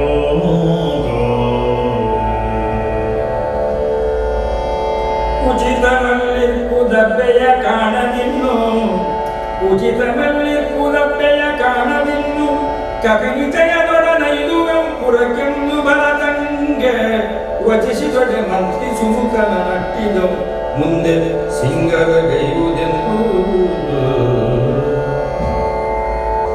ಕುಲಗುರುವಾದಂತಹ ವಸಿಷ್ಠರಿಗೆ ವಂದಿಸಿದಂತಹ ರಾಮ ಅವರ ಆಶೀರ್ವಾದವನ್ನು ಪಡೆದುಕೊಂಡಾಗ ಅನುಭವಿಯಾದಂತಹ ವಸಿಷ್ಠರು ತನ್ನ ಅನುಭವದ ವಾಕ್ಯಗಳ ಮೂಲಕವಾಗಿ ರಾಮ ಲಕ್ಷ್ಮಣಾದಿಗಳನ್ನು ಸಂತೈಸುತ್ತಾರೆ. ಹಾಗೆಯೇ ವೃದ್ಧ ಮಂತ್ರಿಯಾದಂತಹ ಸುಮಂತ್ರ ಮೊದಲಾದವರೊಡನೆ ರಾಮನು ಕುಶಲೋಪರಿಯನ್ನು ಮಾತನಾಡುತ್ತಾನೆ. ಎಲ್ಲರ ಬಗ್ಗೆ ಕುಶಲವನ್ನು ವಿಚಾರಿಸುತ್ತಾನೆ, ಎಲ್ಲರ ಬಗ್ಗೆ ಅಕ್ಕರೆಯಿಂದ ಮಾತನಾಡುತ್ತಾನೆ. ಇದು ರಾಮನದ್ದಾದಂತಹ ವ್ಯಕ್ತಿತ್ವವಾಗುತ್ತದೆ.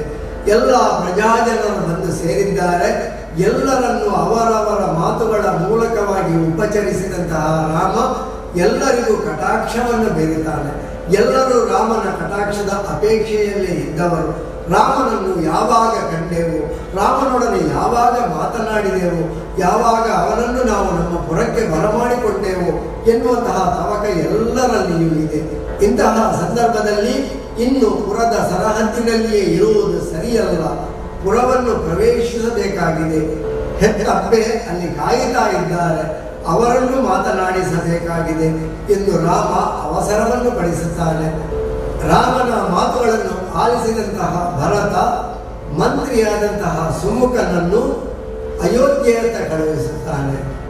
ರಾಮನ ಆಗಮನವಾಗಿದೆ, ಅಯೋಧ್ಯೆ ಸಿಂಗಾರವಾಗಬೇಕಾಗಿದೆ, ಪುರದ ದ್ವಾರಗಳು ಸಿಂಗಾರವಾಗಬೇಕಾಗಿದೆ, ರನ್ನಗಂಬಗಳು ರತ್ನ ಕಂಬಳಿಗಳು ಹಾಸಬೇಕಾಗಿದೆ, ತಳಿರು ತೋರಣಗಳಿಂದ ಎಲ್ಲೆಲ್ಲೂ ಸಿಂಗಾರವಾಗಬೇಕಾಗಿದೆ. ರಾಮನ ಪಟ್ಟಾಭಿಷೇಕವೆಂದರೆ ಅದು ಕೇವಲ ಸಾಮಾನ್ಯವೇ? ಅದು ಪುರಕ್ಕೆ ಪುರವೇ ಶೃಂಗರಿಸಲ್ಪಡುವ ಮೂಲಕವಾಗಿ ಬಹಳವಾದಂತಹ ಅರ್ಥಪೂರ್ಣವಾದಂತಹ ಅದ್ದೂರಿಯ ಆಚರಣೆಯಾಗಬೇಕು ಎಂದು ಭರತನು ಮಂತ್ರಿ ಸುಮುಖನ ಮೂಲಕ ಹೇಳಿ ಕಳುಹಿಸ್ತಾನೆ. ಇನ್ನೇನು ಪುರ ಪ್ರವೇಶಕ್ಕೆ ಎಲ್ಲರೂ ಸಜ್ಜಾಗುತ್ತಾರೆ. ಇದ್ದಲನಿತರೊಳ ಕಿಳರಂಗೂಡಿ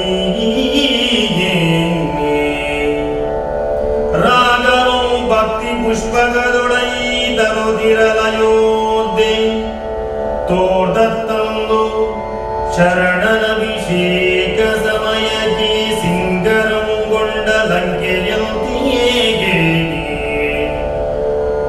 ಹತ್ತಿರಗೆ ಬರೆವರೇ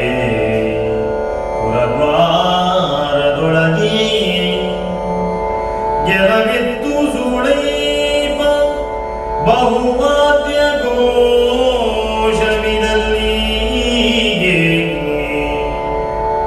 ಮತ್ತವನ ಕಳಿಪಲೊದವಿದ ವಿಭೀಷಣ ನದಿಕ ವಾದ್ಯ ಘೋಷದೊಳಾದುದು ವಿಭೀಷಣ ನದಿಕ ವಾದ್ಯ ಘೋಷದೊಳಾದುದು ಓ ಓ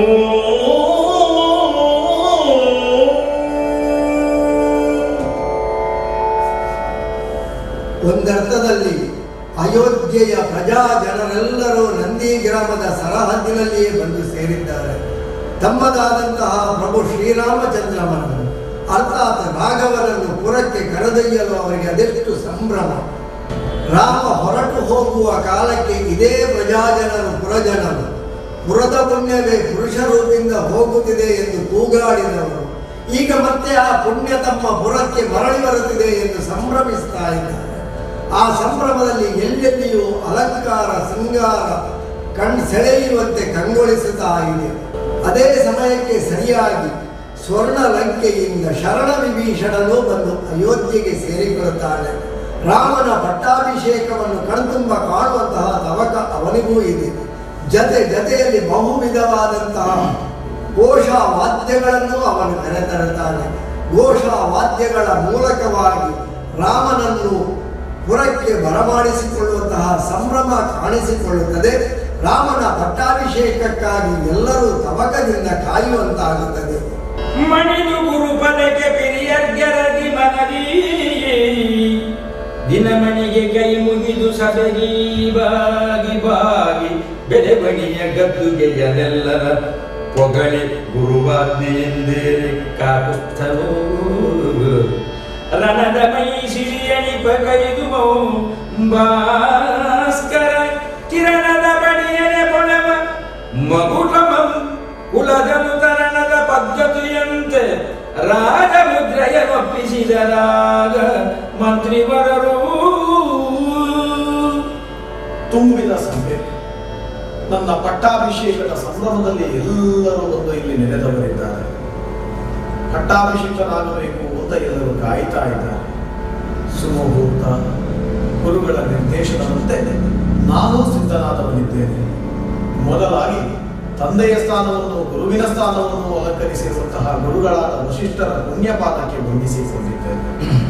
ಅದು ಪೂರ್ವ ದಿಕ್ಕಿನಲ್ಲಿ ದಿನಮಣಿಯು ಉದಯಿಸಿ ಬಾನಂಗಳದ ಕಡೆಗೆ ಸಾಗುತ್ತಾ ಇದ್ದಾನೆ. ಅವನಿಗೂ ವಂದಿಸಿದ್ದೇನೆ.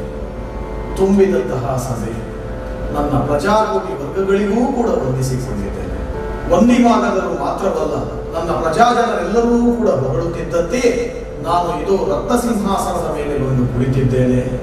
ರಣದ ಮೈಸಿರಿಯೆನಿಪ ಕೈದುವನ್ನು ಭಾಸ್ಕರನ ಕಿರಣದ ಪಡಿಯಂತಿರುವ ಹೊಳೆಯುತ್ತಿರುವ ಮುಕುಟವನ್ನು ನನ್ನ ಶಿರಕ್ಕೆ ತಂದು ತುಡಿಸಿದವರಿದ್ದಾರೆ.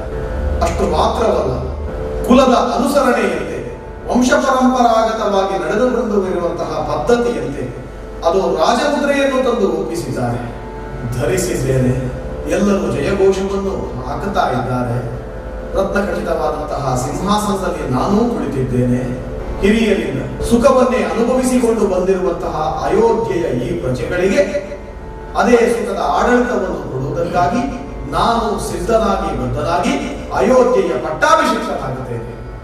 ದಿಗ್ಗಜಗಳು ಮುಗ್ಗುರಿ ಉಗ್ಗಿದವು, ಹೊರೆಯದವು ಮುಗ್ಗಿನಿವು, ಕುಸಿದ ತಲೆಗಳ ನೆತ್ತಿ ಕಚ್ಚಪವು,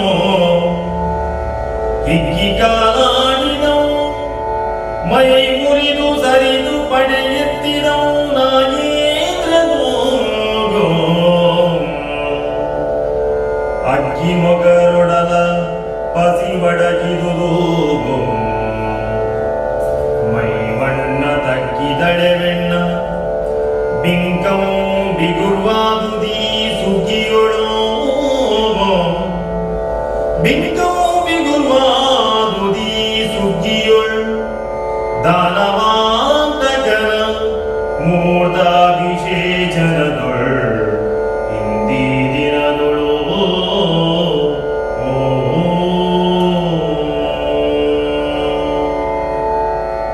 ರಾಮನಿಗೆ ಪಟ್ಟಾಭಿಷೇಕವಾಗುತ್ತದೆ ಎನ್ನುವಲ್ಲಿಗೆ ಕತೆ ಮಂಗಲವಾದರೂ ಕತೆಯ ಆರಂಭ, ನಿಜವಾದ ರಾಮರಾಜ್ಯದ ಆರಂಭವಾಗುವುದು ಇಲ್ಲಿಂದಲೇ.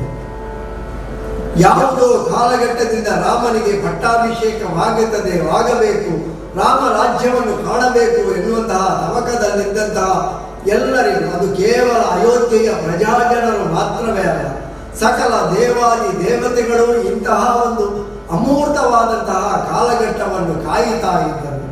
ಇಂತಹ ಸಂದರ್ಭದಲ್ಲಿ ರಾಮನಿಗೆ ಪಟ್ಟಾಭಿಷೇಕವಾಗುತ್ತದೆ ಎನ್ನುವಾಗ ಎಲ್ಲೆಡೆಯೂ ಸಂಭ್ರಮ ಚಿಗುರೊಡೆಯುತ್ತದೆ. ಇದರ ವರ್ಣನೆಯನ್ನು ಕವಿ ಬಹಳ ಸೊಗಸಾಗಿ ವರ್ಣಿಸಿದ್ದಾನೆ.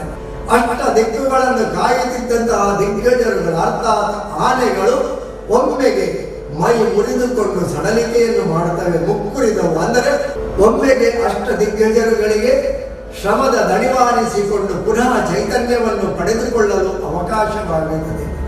ಅದೇ ರೀತಿಯಲ್ಲಿ ಭೂಮಿಯನ್ನು ಹೊತ್ತಿದ್ದಂತಹ ಕೂರ್ಮವು ತನ್ನ ಆ ಒಂದು ಭಾರವನ್ನು ಒಮ್ಮೆಗೆ ಕಳೆದುಕೊಂಡು ಕೈ ಕಾಲುಗಳನ್ನು ಸಡಲಿಸಿಕೊಳ್ಳುತ್ತದೆ ಅಂತೆ. ಅಂದರೆ ಅಷ್ಟು ಅವಕಾಶ ಅದಕ್ಕೂ ಸಿಗುತ್ತದೆ. ರಾಮನ ಪಟ್ಟಾಭಿಷೇಕದಿಂದ ಒಮ್ಮೆಗೆ ಅದು ಕೂಡ ಭಾರವನ್ನು ಕಳೆದುಕೊಳ್ಳುತ್ತದೆ ಎನ್ನುವ ತಾತ್ಪರ್ಯದಲ್ಲಿ ವಿವರಿಸಿದ್ದಾನೆ. ಅದೇ ರೀತಿಯಲ್ಲಿ ಭೂಮಿಯನ್ನು ಹೊತ್ತಿದ್ದಂತಹ ನಾಗೇಂದ್ರ ಫಣಿಯೇಂದ್ರನು ಒಮ್ಮೆಗೆ ದಣಿವಾರಿಸಿಕೊಳ್ಳುವ ರೀತಿಯಲ್ಲಿ ಮೈಯನ್ನು ಮುರಿದುಕೊಳ್ಳುತ್ತಾನೆ. ಅದೇ ರೀತಿ ದೇವತೆಗಳ ಹಸಿವು ಹಿಂಗಿ ಹೋಗುತ್ತದೆ. ರಾವಣಾದಿ ರಕ್ಕಸರ ಮರ್ದನದಿಂದಾಗಿ ದೇವತೆಗಳ ಹಸಿವು ಹಿಂಗಿ ಹೋಗಿರುತ್ತದೆ. ಅದೇ ರೀತಿಯಾಗಿ ಭೂಮಿಯು ತನ್ನ ಮೈಭಾರವನ್ನು ಕಳೆದುಕೊಳ್ಳುತ್ತಾಳೆ. ನವ ವಧುವಿನಂತೆ ಮತ್ತೆ ಶೃಂಗಾರಗೊಳ್ಳುತ್ತಾಳೆ. ಹಚ್ಚ ಹಸಿರಿನಿಂದ ಕಂಗೊಳಿಸುತ್ತಾಳೆ. ಹೊಸ ರೀತಿಯಿಂದ ನವ ತರುಣಿಯಂತೆ ಉಲ್ಲಾಸಗೊಳ್ಳುತ್ತಾಳೆ. ಇದೆಲ್ಲವೂ ರಾಮರಾಜ್ಯದ ಆಗಮನದ ಸೂಚನೆಯಾಗಿ ಎಲ್ಲೆಲ್ಲಿಯೂ ಶುಭ ಶಕುನಗಳಾಗುತ್ತವೆ, ಎಲ್ಲೆಲ್ಲಿಯೂ ಸಂತೋಷದ ವಾತಾವರಣ ಮೂಡಿಬರುತ್ತದೆ ಎನ್ನುವಲ್ಲಿಗೆ ಶ್ರೀರಾಮ ಪಟ್ಟಾಭಿಷೇಕಂ ಎನ್ನುವ ಮುದ್ದಣನ ಕಾವ್ಯಭಾಗ ಇಲ್ಲಿಗೆ ಮುಕ್ತಾಯವಾಗುತ್ತದೆ. ಲೋಕಕ್ಕೆ ಮಂಗಲವಾಗಲಿ, ಎಲ್ಲರಿಗೂ ಮಂಗಲವಾಗಲಿ ಎನ್ನುವ ಮೂಲಕ ಕವಿ ಮಂಗಲ ವಾಕ್ಯವನ್ನು ಹಾಡುತ್ತಾನೆ. ಹರಿಗೆ ರಗಿಸೋ ಮನೋನುದಿಸುತ್ತೆ, ಹರಿಗೆ ರಗಿಸೋ ಮನೋನುದಿಸುತ್ತೆ, ಮನಂ ದಣಿಗೆ ಹರಿವಾಹನನ ಬಲಂ ಕೊಂಡು ಹತಿಪುತ್ರರಂ ಹರಿಸುತ್ತಾದ್ಯಕ್ಕೆ ತಲೆವಾಗಿ ಹರಿವಾಹನನ ಬಲಂ ಕೊಂಡು ಹತಿಪುತ್ರರಂ ಹರಿಸುತ್ತಾದ್ಯೆ ತಲೆವಾಗಿ ಗುರು ಕವಿ ಬುಧನ ಪದ ಕಮಲಂ ಧ್ಯಾನಿಸಿ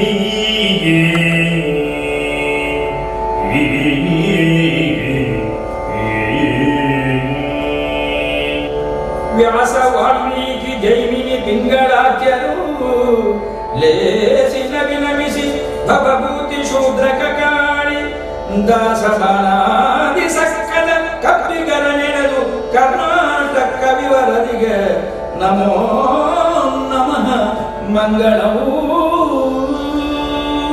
ಭದ್ರಂ ಶುಭಂ ಮಂಗಳಂ.